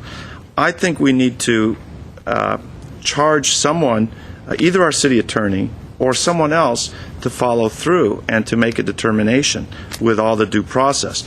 The problem we have, though, however, is our city attorney plays a dual role. He is oftentimes the attorney. He represents the council and gives advice to council and is a confidant of council, and placing him or his office in that role, I think, puts him in a sticky ethical situation as an attorney. It does, he states. So I think we need a referee out there who's going to say, listen, this is wrong, and there's a fine that goes along with this particular violation. We're not talking about putting anyone in jail. We're not talking about bankrupting anyone. Something along the lines of the oak tree fines we passed not that high. But there's got to be something done, because so many of the violations just slip under the radar because they don't reach the level of the Public Integrity Unit's threshold for what they feel they need to prosecute and pursue, and doesn't have to even be prosecution. It can be a warning. It can be an admonition. It can be, there's a whole level of actions that can be taken before an actual fine is put on. We have closed session violations all the time. What happens to those? Nothing. And in many cases, it costs the city real money. When we're sitting there negotiating on a piece of property, many times the developer knows what the offer is before we even walk out of the room. And that costs us hard money. I think we have a problem with our campaign contribution limit, not limit, but our campaign contribution laws, whereas the law only covers seated office holders on the money that they receive and their ability to vote on a project or on an issue. Oftentimes, large contributions or even modest contributions are made to candidates who are hoping to enter office. When those candidates do enter office, there's nothing that prescribes them from voting on those projects that come before them within the prescribed time period that the seated council people are prescribed from doing. Whether this can be done with an ethics officer, an ad hoc ethics officer that we pay on an hourly basis when the issues arise, or not, I'm not sure. I don't think we need to get into an ethics commission at this point. I think that's going to be overly costly, overly bureaucratic, and I don't mean that in the, what did you say, Scott? In the pejorative sense. But I think we need someone out there that's going to call a foul when there's a foul done. We don't need to take it to the Supreme Court, but someone's got to be there. And knowing that there's someone out there calling fouls, we are all going to act much better, and I think the public is going to have greater faith in us. I'm very much impressed with the strict regulations that the MTA has on campaign contributions, on lobbyist contributions. They are as strict as they can be. And of all the bad things they say about the MTA, being bribed or being unduly influenced by a contribution is not one of them, because you're simply conflicted out. You don't even get a chance to vote on the subject, let alone try and give an explanation as to why a particular project is worthy or not. That's where I would really like to see us go. I'm not gonna die on this hill. I'm getting a lot of long faces, I think, from my colleagues, or certain of them. I think it'd be a good idea if we can go in this direction. These are all very loosely termed. I think clearly we can tweak them to what we think the particulars are of our city and some of the instances that we've had in the past. But I think it's a good step to go on, and at the very least, we can't be blamed for turning a blind eye to some of the issues that we have. That was a pejorative statement you made, Mr. Najarian. The long faces. Well, one of the questions I have in terms of how do you kick it off? That is, a council member. You talked about calling balls and strikes or whatever, but how does it begin? I mean, does one council member point a finger at another council member? How do we get the ball rolling if we feel that someone door? And that's certainly, you hit on one of the potential problems. And I'm certainly not here to advocate one way or another as a famous individual or an individual who's become somewhat famous in the municipal field says, I have no horse in this race. But it does become an issue of when to investigate and what does trigger or reach that threshold for investigation. Some agencies require that complaints have to be in writing, and they have to meet certain factual specifics to be able to even trigger an investigation. So you're not running around, one, chasing ghosts, or running after where the process could be misused by one individual who decides it's an easy opportunity to basically fire off an arrow at a colleague or someone else and trigger an investigation. So what I've seen is there are certain thresholds that you might want to have met so that it's essentially a serious complaint rather than just a phone call or a quick email. But again, could it come from a council member? Could it come from a citizen that has a knowledge or the like?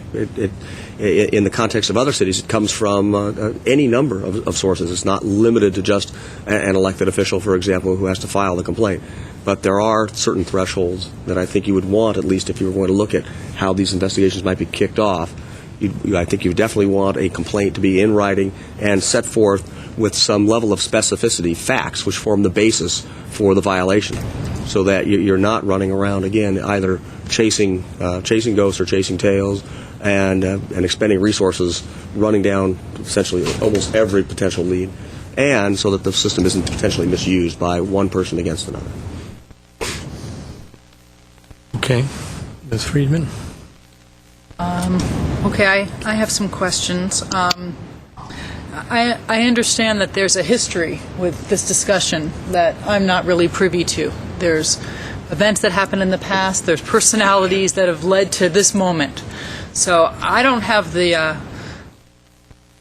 privilege or the burden of really knowing much about that back history. So I'm approaching this just as someone who's kind of brand new to it, as policy that's come in front of me as sort of a policymaker.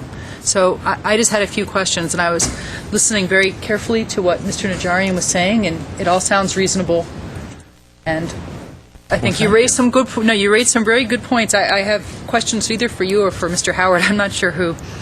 I agree with you about the lobbyists because just having gone through the experience of campaigning, which was completely new to me, I was surprised at the number of contributions I received from people that I didn't know.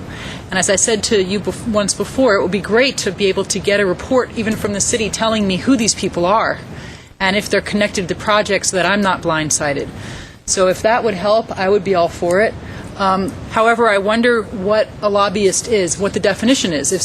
If it's someone's mother-in-law that's given you a contribution and you may not know it, does that become a lobbyist? Is it a certain threshold of someone who really does this for a living? Is it a real estate agent who happens to sometimes represent people? That's one of my, I'll go down this list and then, so that's one question I have. When you were talking about civil penalties, that makes sense too. And although I do think that we need to have some way of separating intent from a mistake. So if it turns out that it is one of those sorts of cases, someone's mother's sisters gives you a donation, you don't connect the dots, but somebody else does that mean you then automatically get fined under whatever system we have?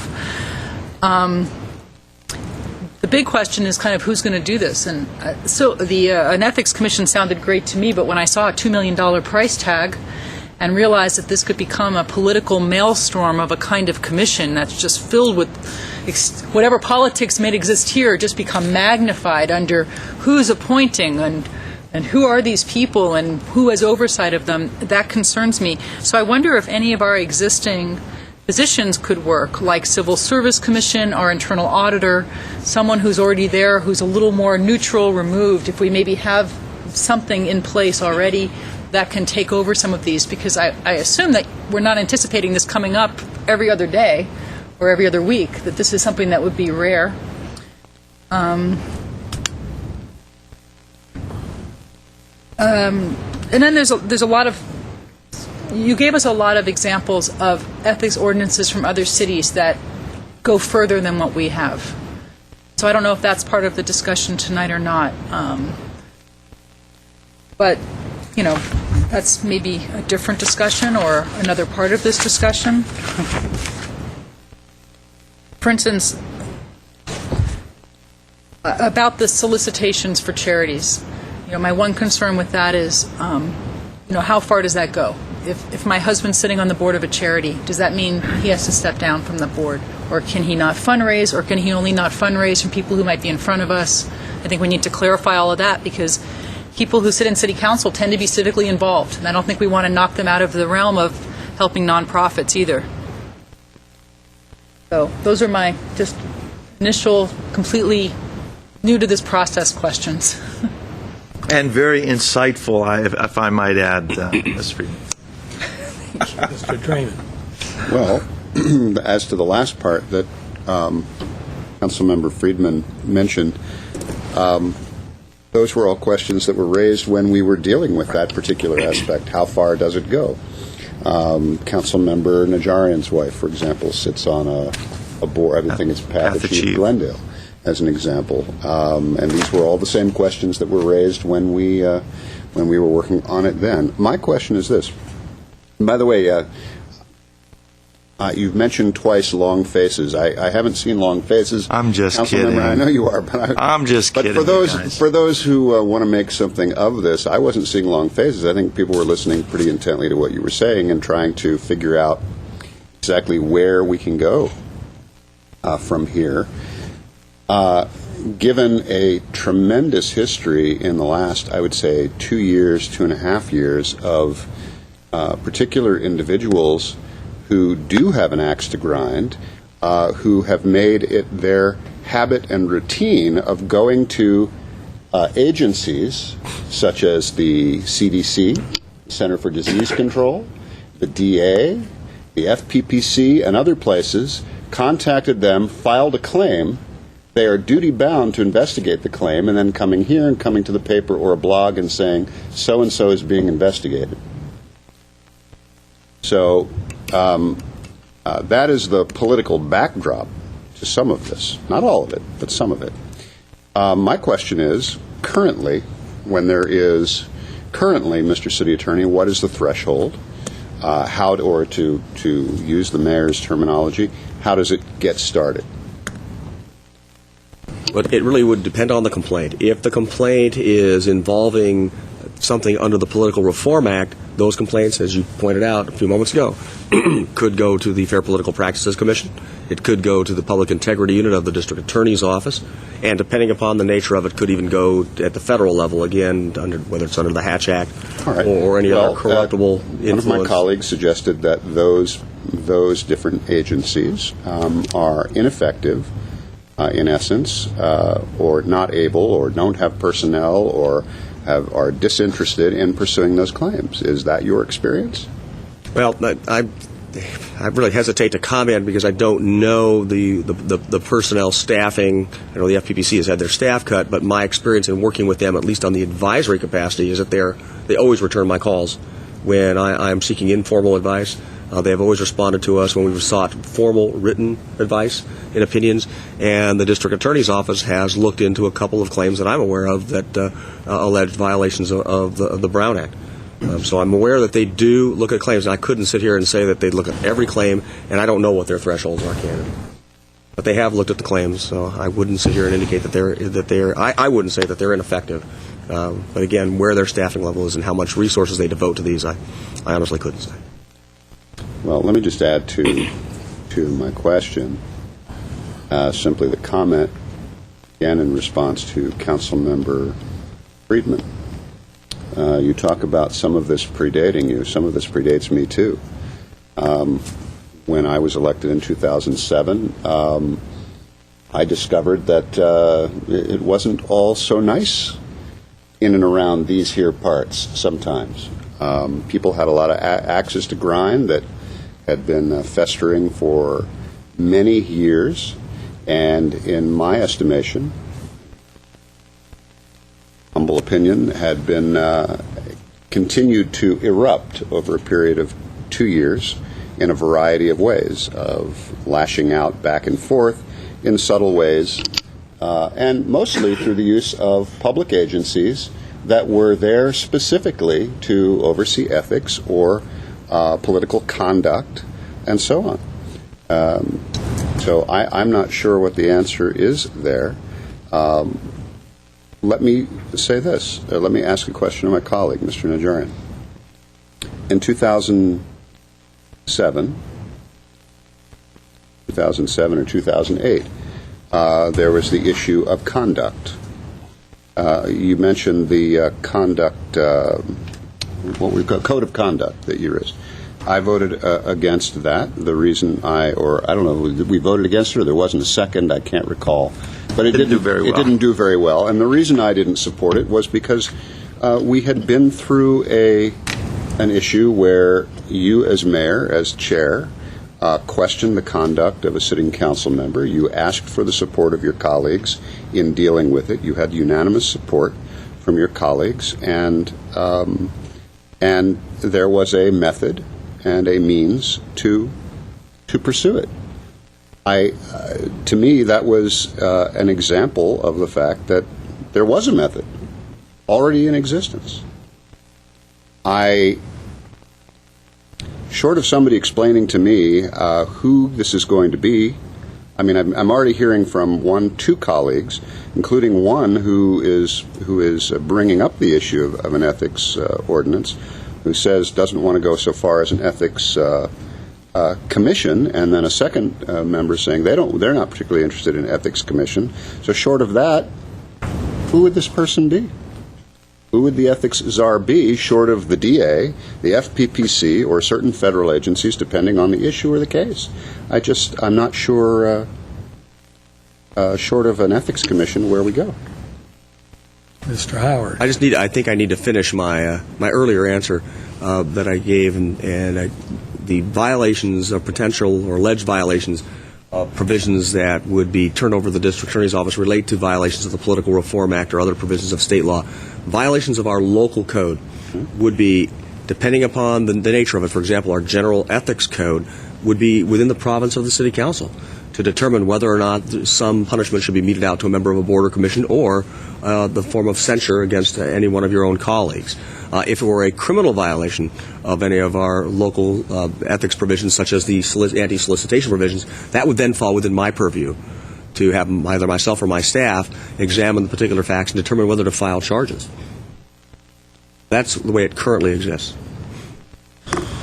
Let me ask one last question, Mr. Mayor.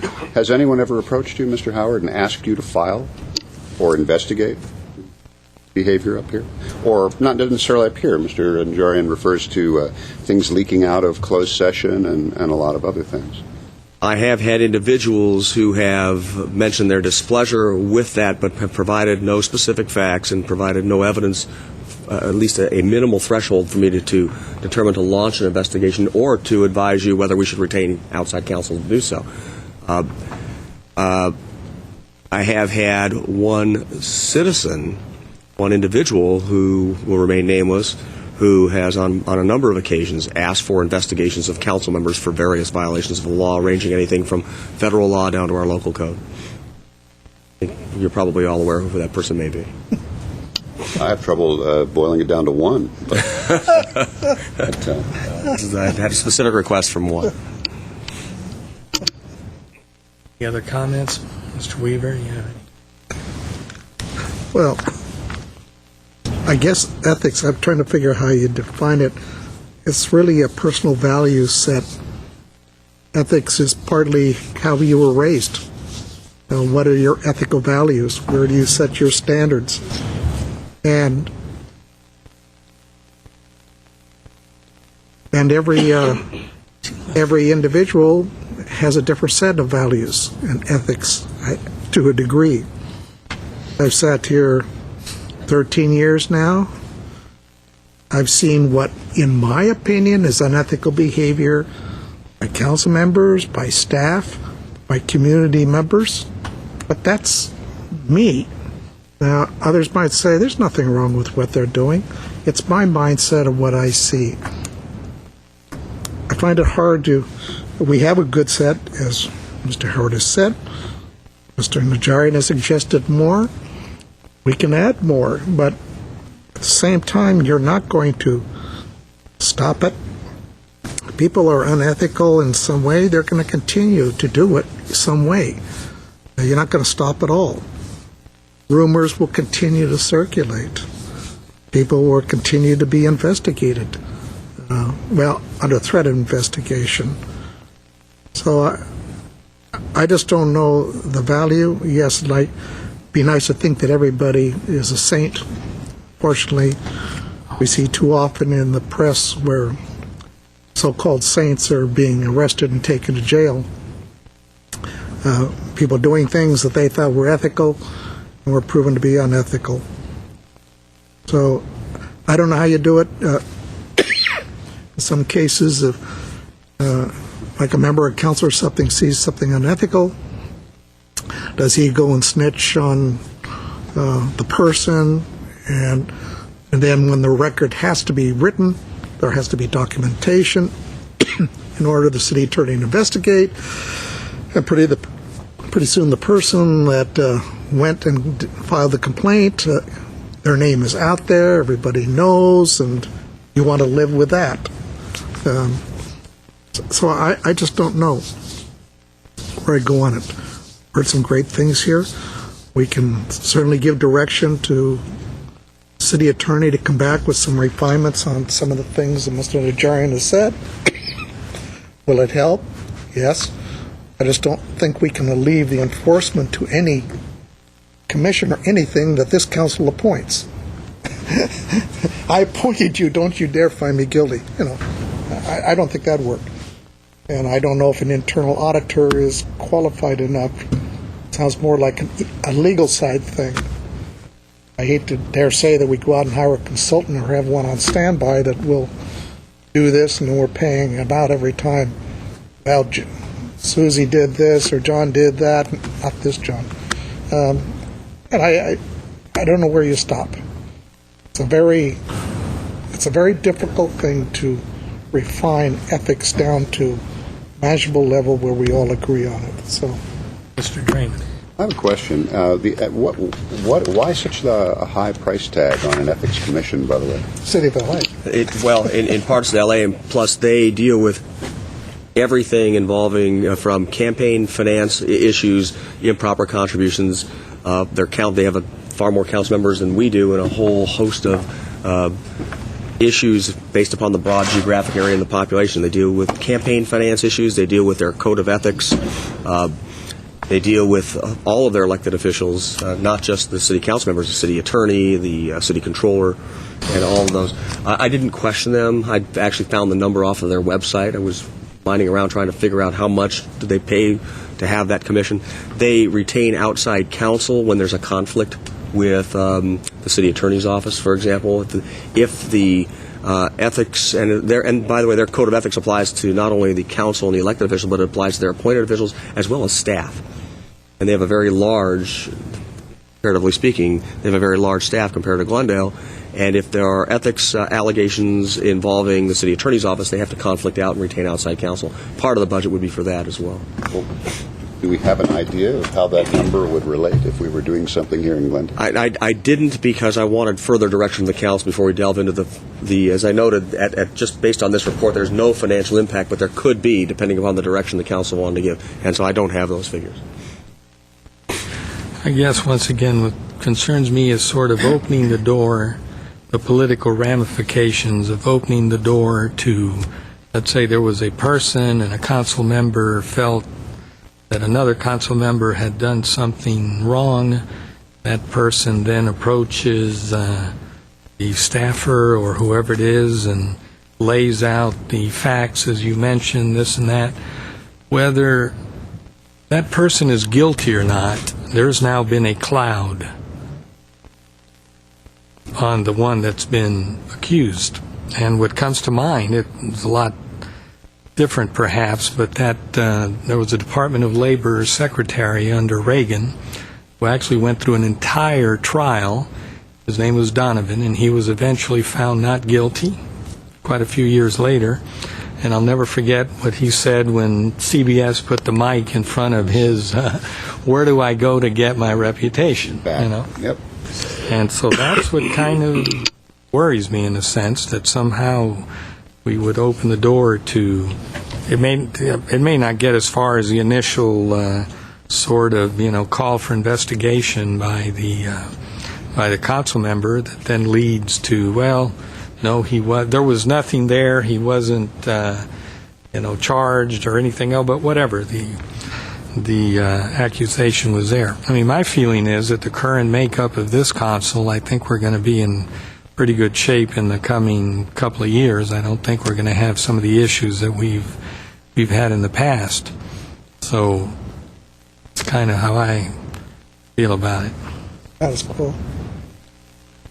Yeah, I just have a question for Mr. Najarian. Since you're sort of in some ways leading the charge here, and after hearing these concerns, do you have any suggestions? Do you have any suggestion that would be a direction to make some policy to address your concerns, but also taking all this into account? I do, and we're talking about two different portions of this analysis. The first portion is, do we want to tighten the regulations, the ordinance, etc.? The second is, what do we do? Once we tighten it, who's going to be the enforcing agent or the enforcing body for that? Because we may have some concern about the enforcement end of it, I don't think means we should not deal with tightening up the rules. The example that was given on a previous colleague when I was mayor, and we did the censure, or it wasn't the censure, it was a vote of no confidence. I received personally a lot of criticism with the thrust being that you're being unfair to this colleague. You are punishing him. You are imposing your own values on him. You're applying a subjective standard to what happened. If we detail and tighten up this ethics ordinance, or even a code of conduct, and we have a bright line, and we have a use of profanity, something as simple as use of profanity on the dais, or striking another individual, or there's a whole laundry list of no-nos that we can set forth. Then you can point to something and say, oh no, this individual did A, B, and C. It's not a vendetta. It's not a grudge. You're not trumping up these charges out of thin air. Here's where our ethics and our code of conduct say you shall not do this, and this was what happened. So the next step was flowing from that. I think clearly there are some issues with the enforcement end of it, whether it's going to be a ethics officer, whether it's going to be an ethics commission, whether we'll leave it up to the council to decide whether we're going to drop it in the city attorney's lap. But I think it wouldn't hurt at all if we look at the code of ethics and tighten it up a little bit, and then leave the existing enforcement mechanisms in place, which are the FPPC, the district attorney's office, the God forbid, the U.S. attorney for some of the more egregious federal violations. And perhaps we'll never have to go that way, but at least we've set out, we're posting the speed limit along our routes where it's going to be clear and obvious as to where we cross that line in terms of being unethical or transgressing on the ordinance. Mr. Quintero, Mr. Weaver. why don't we just give direction to staff, come back with some of the areas Mr. Najarian talked about tightening. As far as who's going to do it, the only thing I can figure is letting the city attorney's office have a consultant attorney,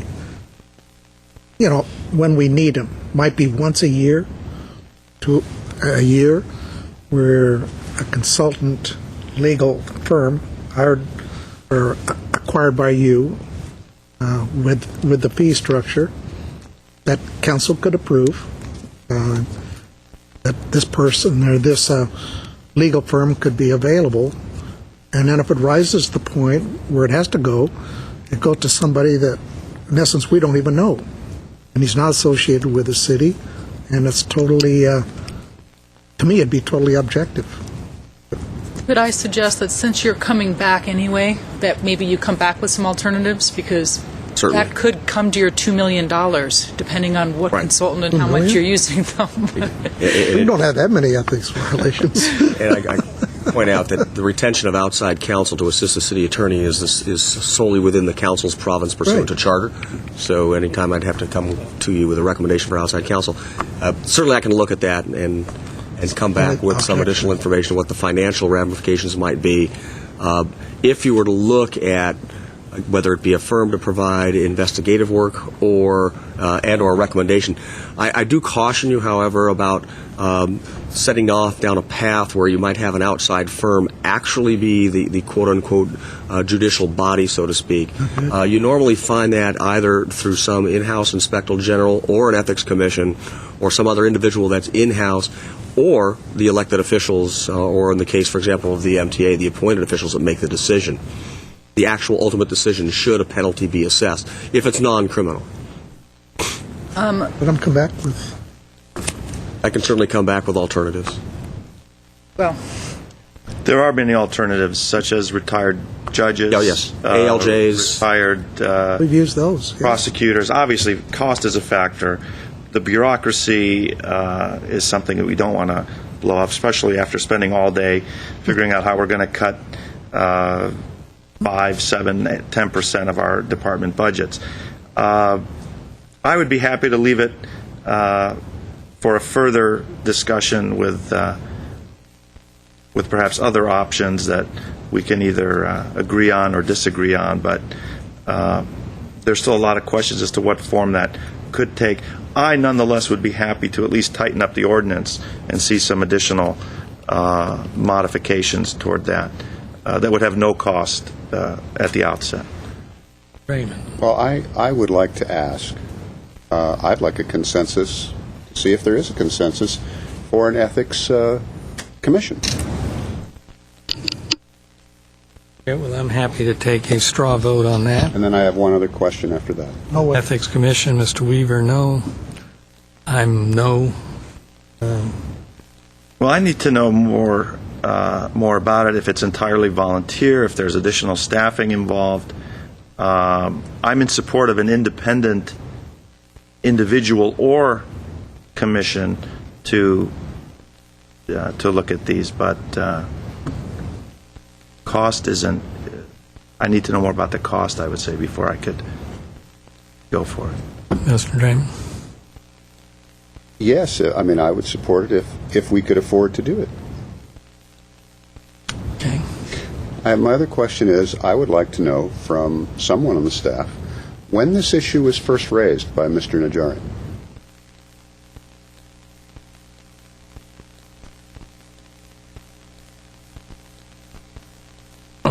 Scott. I can check my notes.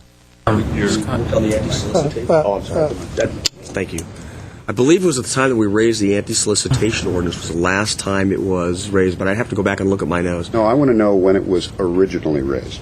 Oh, that, I recall when Mr. Najarian asked why it had not been agendized, or where it was, rather. In other words, where in the process, as we all ask from time to time. And I looked around this dais, and not one staff member had a clue as to what Mr. Najarian was talking about. Not one. You didn't know, city manager had no idea, no one knew. They did not recall it ever being asked for. But the answer was, We'll check into it. We'll find out where this is. We will get an answer, and we'll bring it back to you.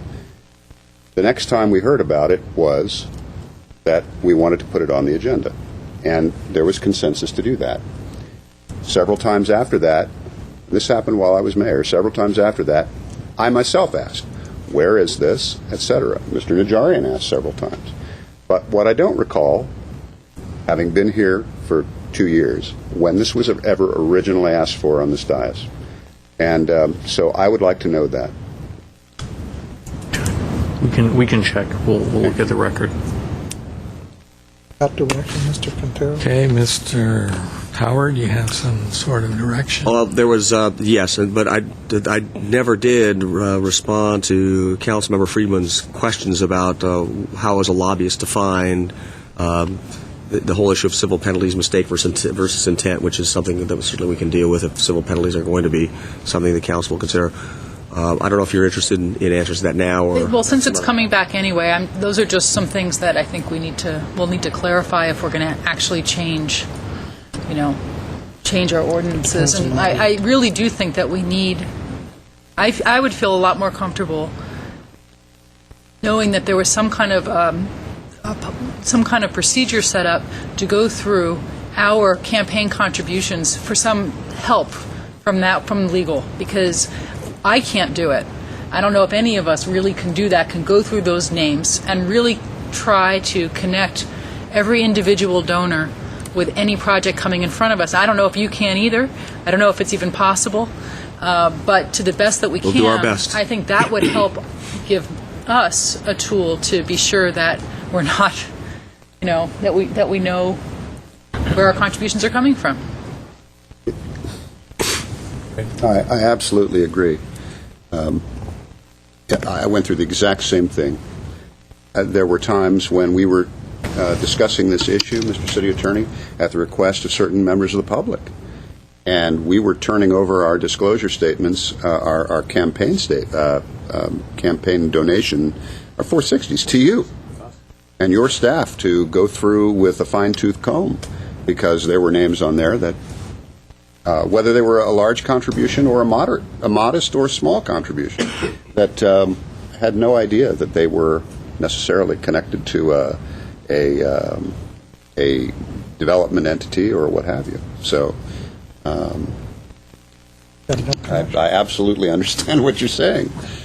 Got enough direction? So I think that the direction is, one, we come back with, whether it's a report and a draft ordinance, with just some tightening up of the ethics code, bring back some more information on lobbyists. And I'll tell you right now that this whole issue of lobbyist registration, we're not working from a clean slate here. It's been tried and tested. The definition of a lobbyist, whether at the state level or in different agencies, has been well out there. So we're going to be able to give you that definition that won't include the grandmother or anyone else who may come forward to talk to their elected official, but it has to be somebody with either a contract for payment or based upon their number of contacts within a certain period of time, or the value of the project and their connection with it.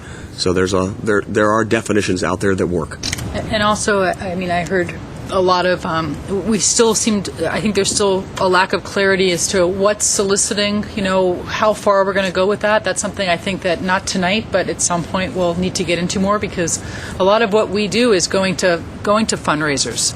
We're asked to go to fundraisers by nonprofits, and if all of a sudden that's a misuse of our authority, then... Well, let me take some responsibility for not getting you the memorandum that I did some time ago, just after we adopted this ordinance, which is essentially a step-by-step analysis of how you analyze whether or not you're a potential violation of that ordinance. I'll get to that memo. That should be, hopefully, of a lot of assistance in giving you the ability to go through somewhat of a checklist, somewhat similar to what the FPPC does. When you're looking up, I see Councilmember Najarian has it. December 22, 2000. So I can certainly pull that up and make sure you have that. And again, like the FPPC, in the final analysis, if there's still a question, you can always contact our office. But I believe that memorandum will provide you with some significant guidance on that. And so I'll make sure I get you that. So we'll come back with alternatives for an investigation, cost, and what types of structures that might exist out there. Excuse me. You got to go home. And we'll tighten up the ordinance with different, more bright line provisions, so there's less subjectivity. And quit talking. I may have to. Okay, anything else? And issues involving lobbyists. All right, what's next, Mr. City Clerk? Next is oral communication. And returning to that item, Mr. Mayor, discussion is limited time is not part of this agenda. Each speaker is allowed 5 minutes. Council may question or respond to the speaker, but there will be no debate or decision. And the city manager may refer the matter to the appropriate department for investigation and report. Okay, the first speaker is Tamara Movsesian, followed by Robin Lee Hansen.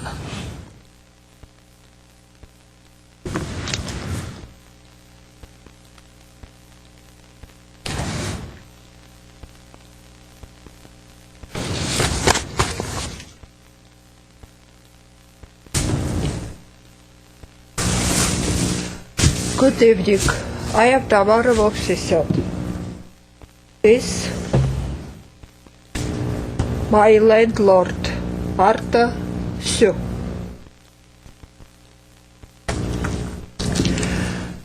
Today, sorry, I speak Russian. Я пришла в сети 28 апреля во вторник и просила вас в очередной раз предотвратить беззаконие. Бумага, которую я вам показала, была не из сети. Никакая проверка дома со стороны сети не намечалась. Странно то, что я об этом знала, но вы в сети об этом не знали. Даже менеджер сети и бывший мэр сети мистер Драймонд прочитали мне лекцию. Каждый из них прочитал мне по-своему, о своем. Однако действительность была такова. 30 апреля мой дом вместе с моей хозяйкой Мартой Сю вламывается незнакомый мне человек, не показывая своей карточки, и ломает мою дверь. Пожалуйста. А это отпечаток его ноги на моей двери, которую я не открывала, потому что он мне не показал ни своего ID, ни какого документа. Я позвонила в 911 и попросила помочь мне. Они сказали, чтобы я не открывала двери, пока не придет полиция. Полиция пришла после того, как моя хозяйка дома и вот этот человек, моя хозяйка, а это человек, который вламывался в мою дверь, выключили газ и электричество в моем апартаменте. Вот полицейские, которые были в нашем доме. Один из них все время стоял вот в этом проходе. Это моя дверь, а это дверь моей хозяйки. Мы живем напротив друг друга.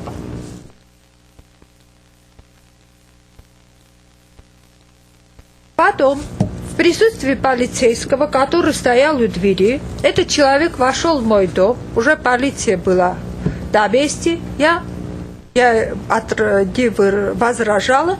Он вошел в мой дом и разобрал хитр. Вот.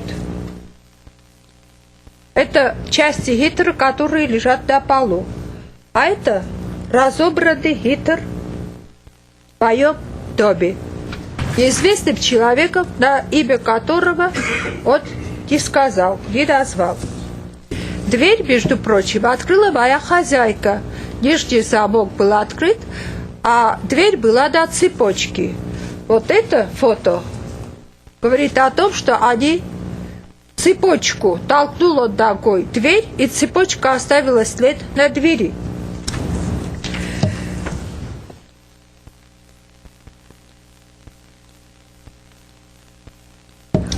Из газкомпании тоже пришел человек, который в очередной раз засвидетельствовал что Гитлер неисправен.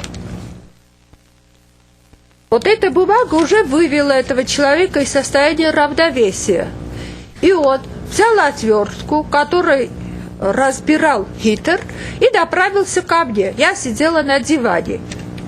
А потом передумал и пошел к двери разбирать верхний замок моей двери. В это время я ему сказала «да». Он остановился. Наверное, думая, что это опасно он делает, потому что он находился в моем доме. Он пошел в дом моей хозяйки напротив. А потом, я не знаю, что там, какие переговоры были, он снова вернулся и начал разбирать замок моей двери. Тогда я тронула его руку и сказала «стоп».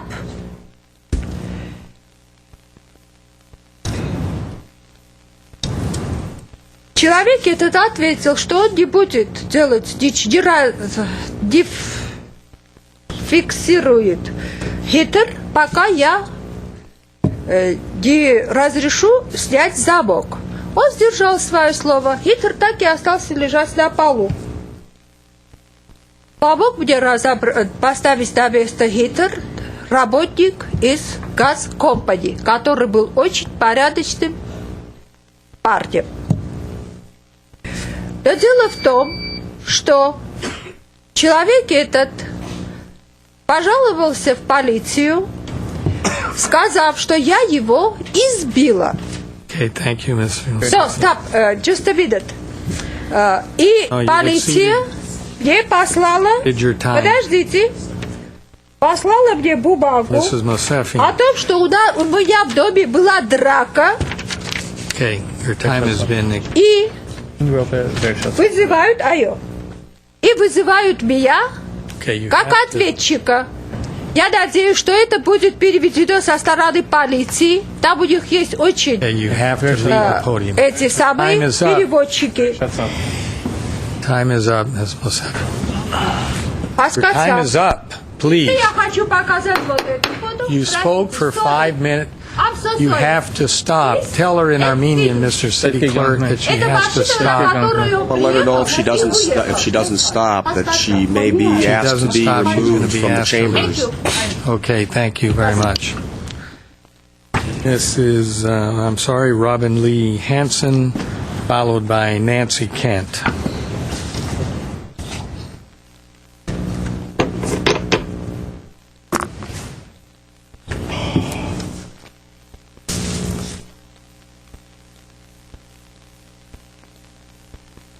Robin Lee Hansen, followed by Nancy Kent.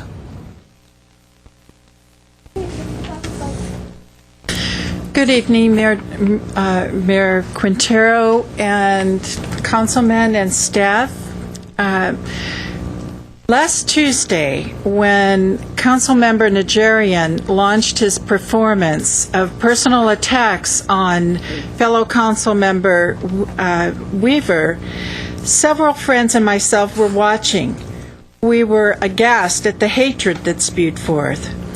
If you profess to be a professional and to represent our city, this behavior is not acceptable and cannot be tolerated from this dais. Our wish is that you apologize to Councilmember Weaver and pledge not to repeat these antics again. Remember, Mr. Yosefian did this, and where is he? Not on this dais any longer. I recall you saying that you have to work with Councilmember Weaver for the next 2 years. Well, you could resign, and we would accept that. There would be a lot more city work done if we could all just get along. Leave the cheap shots for behind closed doors. The public is tired of it and has had enough of the divisions that it creates. And I would just like to tell you that I think you should just give peace a little bit of a chance and quit with the nastiness. It just doesn't do you any honor. Thank you. Nancy Kent, followed by Robert Hall. Nancy Kent, resident of Glendale, and I had not planned on speaking on this, but I believe what Councilmember Najarian said last week were facts, including that Councilman Weaver, with all due respect, leaves meetings early, and as someone who usually attends these meetings, I think that that is a fact.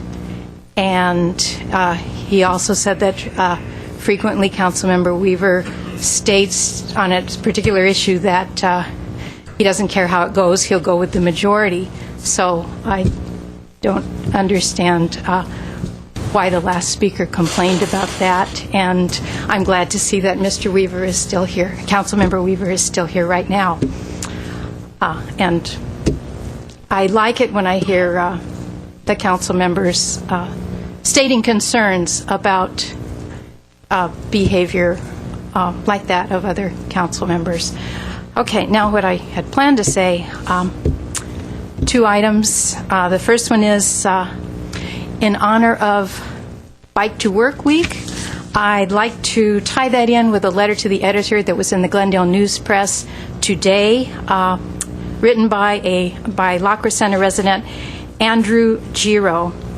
The letter is about speeding motorists in Glendale and Assemblymember Krikorian's work to improve the state laws about speeding. The last sentence says, quite frankly, the automotive industry doesn't help either with their commercials on TV by promoting how much power their vehicles have, end quote. And I completely agree with that. As much as we love our auto dealers because of the tax revenue they generate for the city, it would be great if the city would do something to try to counteract all the TV commercials that glorify speeding cars. Please help to convince people that it's really not a sign of power or strength to push down 1 foot on a gas pedal, but it does require real strength to travel by bicycle. It would be interesting to see how many more people would use bicycle transportation here if Glendale had more bike lanes or share markings. And I'm wondering how the progress is going on getting more bike routes in Glendale. Next point, there's a city public meeting about developing water conservation restrictions in this complex on this Thursday evening. Perhaps someone here can announce the exact room and time for that. In light of the water shortage, I propose that effective immediately, that for the homes recognized for their curb appeal in the City Views newspaper, we start disqualifying homes that still have landscaping that's appropriate for England or Portland, Oregon. Until the water shortage is over, will City Views please feature only homes with xeriscape landscaping that's the appropriate landscaping for Southern California? Thank you. Thank you, Ms. Kemp. Robert Hall, followed by Margaret Hammond. Share. You all set. Good evening, Mayor Quintero and City Council members. My name is Bob Hall, and I live across the street on the Sonora side of the Grandview Cemetery. The easement on that side looks extremely unkept and blighted. This has been a recurring problem for the past 17 years since I've owned my home across the street from it, and I understand the problem has existed even longer than that. It seems that the previous cemetery owner felt it was not her responsibility to maintain the easement, and she did not maintain it until pressured by city officials. Since that owner died, the problem has become worse. My wife has made frequent calls to various city departments who claim no responsibility for cleaning it, and she has often been told to call department after department to find out who would clean the area. I believe that on a couple of occasions, someone finally came to clean it from Neighborhood Services. Last year, at our own expense, we hired someone to get rid of the weeds from across from our home, but the weeds have returned. We have also on numerous occasions requested our gardener skip working in our yard and instead cut the weeds across the street from our property.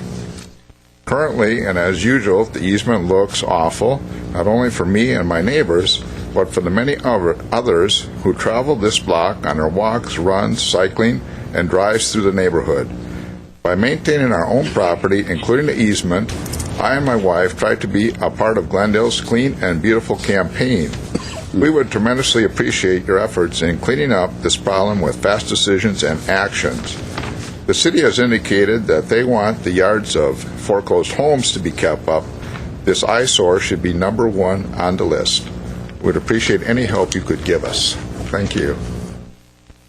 Thank you, Mr. Hall. We'll respond at the end of oral communications.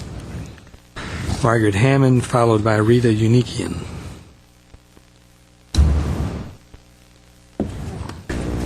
Good evening, Mr. Mayor, members of the council, city staff, audience, both here and out in TV land. My name is Margaret Hammond, and as you know, I am a 50-year proud resident of Glendale. This weekend, as a matter of fact, in our area, which was once considered to be, a depressed area and not worth living in and blah, blah. But anyway, as it happens, we have a historic district, and the last one, the Cottage Grove, and they are going to have Huda Baum and the Glendale Historical Society a tour of the homes on Cottage Grove this weekend, and it will start at 10:30 in the morning. It's free, and also I think they will be having something at our the gas station, the park that we have at the gas station. So anybody that would like to come and view the homes, please do so. My next thing is this week, or it's Memorial coming up, that we have troops that are out there. Their families suffer very much. They don't get a lot of money. Again, I am back about the baby shower that my friend lives in Lake Forest, and that we give items to 15 military moms, and it's going to be held on the 23rd. And it's called Operations Showers of Appreciation. We have a wonderful opportunity to express our thanks and appreciation to our troops for their courageous service to our country by looking after their families. If you would like to get involved, you can call me. I do have a list of items that the mothers asked for, and in the past, Erin Najarian's mom has always been very generous in helping and making beautiful things for the babies and contributing to it. It's a wonderful cause, and a lot of them live, at the poverty level. So please, if you do, call me at 242-7334. I will be happy to get you a list of anything, or donate gift cards or cash. The other thing is the bicycle ride. I know it's a great idea. I don't know how many of you read about the young 16-year-old that was knocked off her bicycle by a motorist. I think it was down at Los Feliz in that area, and left. The guy took off and left her, and she was pretty badly hurt. It sounded horrible. 2 broken arms, legs, whatnot. So safety is going to be a prime thing about this bicycle riding. You got to change the mindset of the lousy drivers in Glendale. I have a theme for the float, the Rose Float. How about having a great big BMW zooming along and with a pedestrian flying in the air? Forget the eagle. I know it sounds like, but I'm just saying. I'm really getting angry because over and over I see these people, pedestrians, trying to cross the street, and the zoom of them. As a matter of fact, last week, as I said, I pulled my van out to protect a grandmother and her little grandson, and they honked me. They were mad at me. Can you imagine? And as I said, 150-pound against 2,000-pound vehicle. And as far as I'm concerned, that 710, that tunnel business, no way. Just think what it would do. I don't know where the people are in La Cañada and La Crescenta. That freeway is horrors at all time trying to come into Glendale. I've taken it on occasion in the morning, and it's bumper to bumper. And trucks and transports and so forth. And where it will join into the 2 and so forth to go into downtown Glendale. you're just, I mean, it's going to be horrendous. It's going to destroy that area with the number, the trucks are horrendous now on there. So I do feel that anybody that wants to speak up about it, this is the time to do it. Don't wait till it's done and the money is given out to do the tunnel and then start complaining. Do it now, wherever you are out there. Speak up. Thank you very much. Rita Unikian.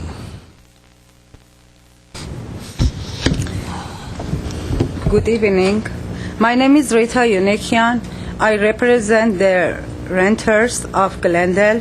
I want to congratulate Mr. Aranajarian, Mr. Quintero, and Mrs. Friedman, and Mr. Ardikatsachian. Being elected to the council, I am here on behalf of the renters. I am not talking at this time for rent control, but I am sure you know the bad economy all over. We rents are having a hard time paying our rents. We want you to use your influence and help us by telling the landlord not to raise the rents, and even is possible to lower the rents. Glendale is a beautiful place, a safe place with good schools. We don't want to move out of Glendale, so please help us stay in Glendale. Thank you for listening to me. Thank you. That ends oral communications. What's next? That's the end of oral communications. That returns us to a regular place on the agenda, which brings us to either new business or responses to oral communications. Okay, I forgot, we have responses to oral communications. Mr. Draymond. Okay. A couple of things, Mr. Mayor. Let me start with my good friend, Tamara Movsesian. Again, and you might as well put me on your calendar because I'm going to ask for a translation every night that Ms. Movsesian appears, this time in Russian, with a smattering of Armenian in there as well. She said she was going to speak in Russian, and she did, but she was also speaking in Armenian as well. So I'd like a translation with a Russian, someone who is quite familiar with Russian, who can translate that. I'm sorry to put you to the trouble, Mr. City Clerk. It's not directed at you. I want to know what is being said. And while we have that translator in Russian, I'd like to know the something in Russian from the March 24th, 2009 meeting when Mrs. Movsesian is talking about me and Jews and her Jewish friends and their comments in Russian that could not be translated. In that statement, it actually is translated. It says here something in Russian I could not. Then I'll give you the revised version. Right. So I would like to know what that is. What is translated, which I take a bit of exception to, but I sort of leave as a bit of a discount or a dispensation the fact that I'm not sure what is sometimes going on with Mrs. Movsesian, and what her fixation is with me, per se. But there are certain phrases and words that are used to disparage certain ethnic groups. I won't give you examples because I'm not going to engage in that myself. But to members of those ethnic groups and or races, certain phrases have meaning because they're phrases that are traditionally used to denigrate those groups. And so it is when a person is speaking of people of the Jewish faith and refers to them as leeches and bloodsuckers and parasites. Those are very specific terms that have been used historically.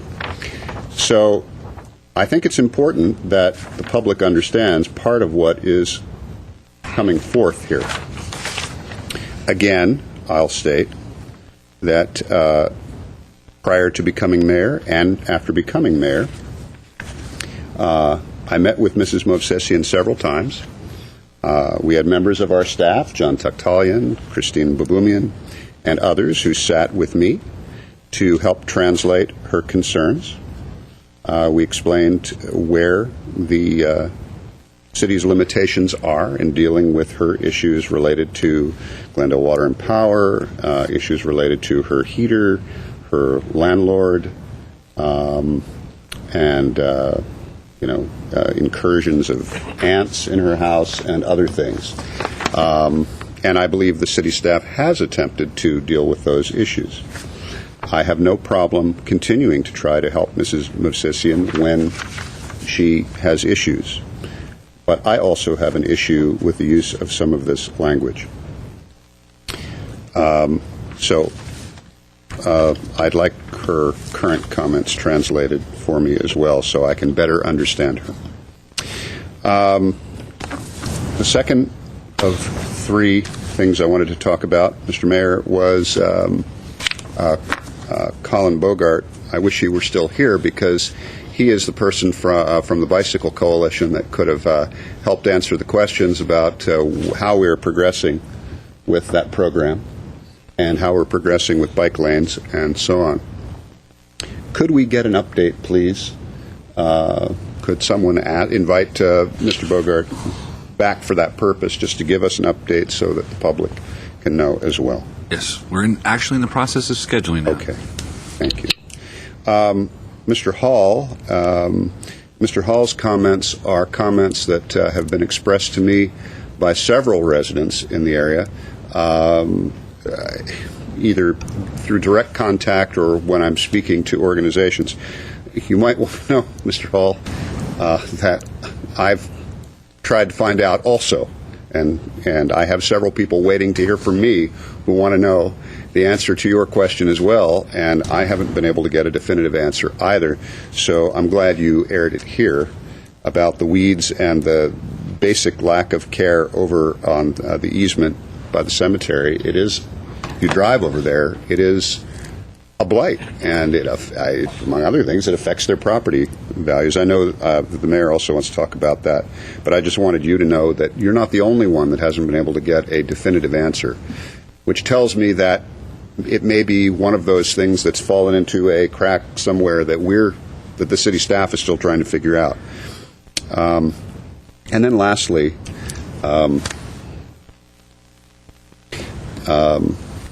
to the speaker who is talking about Mr. Najarian and his comments toward Mr. Weaver, I have to tell you, I can't say I'm the newest kid on the block here anymore. That we cede that ground to you, Councilmember Friedman. However, I do have to say, whether it's Mr. Najarian talking about Mr. Weaver, or Mr. Weaver speaking about Councilmember Najarian, or anybody on this dais speaking about, there's been enough of that to go around. I just have to tell you, with regard to Councilmember, I made my statement about Councilmember Weaver and his defense of those comments last week. But let me also say something in defense of Mr. Najarian. Mr. Najarian, I hope you do not resign. I don't want you to resign. You and I don't always agree on issues here on the dais, and we have often had a lively debate, but it's just that, lively debate and nothing more. I have a tremendous amount of respect for Councilmember Najarian, his views, and the way he conducted himself as mayor and as a council member. He's a gentleman, and I have a great deal of respect for him. So I don't share that view of you should just resign. You have your opinions, and you're entitled to them. I don't always agree with them, but I also know that I appreciate the fact that when we do disagree, we then come to a vote on this dais and we move on to the next issue. And you couldn't ask for better or more from a colleague on this dais. So just as I defended Mr. Weaver last week, I defend you this week. And that's it, Mr. Mayor. I, on the other hand, am filing an ethics violation against Mr. Najarian. That's a joke. Any other comments or responses? Ms. Friedman? Just a quick one about the bike lanes, and it's more of a comment for Mr. Zern, that I just wanted be sure that as we go forward, that we don't do any upgrading of any streets that don't include whatever amenities for bikes that we can. I know if you repair a 2-block area, you're not going to put it in a 2-block bike lane, but maybe we can look at signals or at least have Mr. Bogart take a look and see if there's anything that we can do so that we don't have to go back and redo something just to, get bikes to be safer in the city.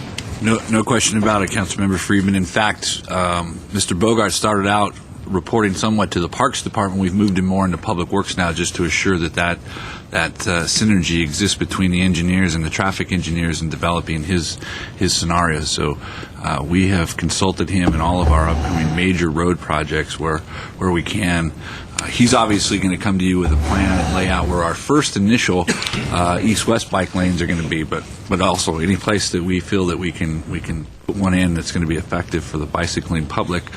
We're looking to do that. So we don't have to wait until the end of his study period. We can start right now as we, okay. We've got, for instance, Glen Oaks. When we repaved Glen Oaks, we had an opportunity to make some adjustments to the right-of-way, and we were able to put a bike lane on that street.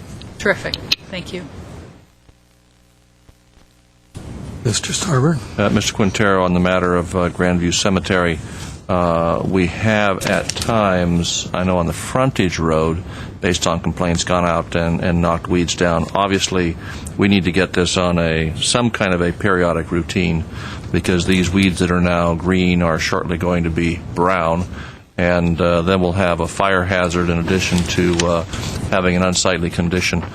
We will try to get this on, it won't certainly be to the level of our other medians, but we'll get this on a routine where at the appropriate times of the year, this being one of them, these should be knocked down before they turn brown. It's obvious that Grandview is not going to take care of these, so we'll need to get this into a routine to take care of this and address it, and we'll do that first thing.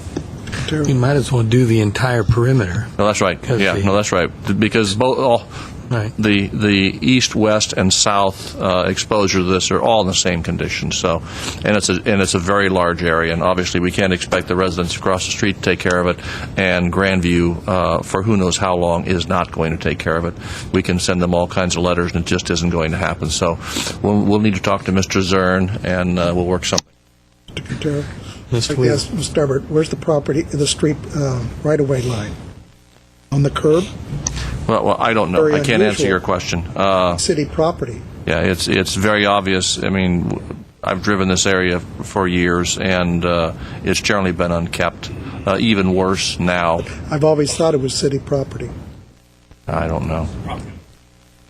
Property owner's responsibility, as Mr. Starber said in this case, that's probably a moot point. We're not going to get any cooperation. Yeah, we'll just have to figure out something. I've actually had my staff already started. We were checking with the city attorney's office to make sure we didn't violate any agreements or anything that was made, because my first inkling is just to go do it. I want to make sure that we don't get sideways with anything. But on the other hand, this is something that we can, working with neighborhood services, knock down, probably put it on a spray routine so we keep it knocked down. That's what we'll do. Yeah, if these are current pictures, very shortly this will be a fire hazard, and the fire department will be out there trying to address it, so we'll take care of it. Okay, Mr. Najarian. Thank you, Mr. Quintero, and thank you, Mr. Draymond, but I think I need to state that I will resign. I will resign myself to the fact that there are residents in this city who do not demand the best, the absolute best, from their elected representatives. I'm going to be here 4 years, Ms. Hanson, and I know that probably burns you up, but I will be here for 4 years, and I will sit through every single council meeting, and I will listen to your criticism and anyone else's criticism during oral communications, and I will hold my ground, and I will sit in my seat, and I will listen to what you have to say. And I will take the time to work for this city as long as it takes. And I will take the time away from my children and my family. And I will take the time away from my law practice. But I will dedicate it to this city. And when I go out in the public and I work for other agencies and boards, such as Metrolink, such as the MTA, I assure you that I will represent Glendale with the utmost of courtesy and diligence and intelligence, and let every single city that has a representative on that board, or every other individual from far-flung corners of the county that looks at that board and sees your councilman from Glendale, I want them all to know and be proud and be impressed with this is Glendale. And let me reflect on the citizens of Glendale. Let me reflect on my colleagues. Let me reflect on staff that we're a great city, that we're individuals that are caring, and we listen, and we get the job done. But I do thank you for your comments. Any other comments? Okay. Is there any new business? We are adjourned.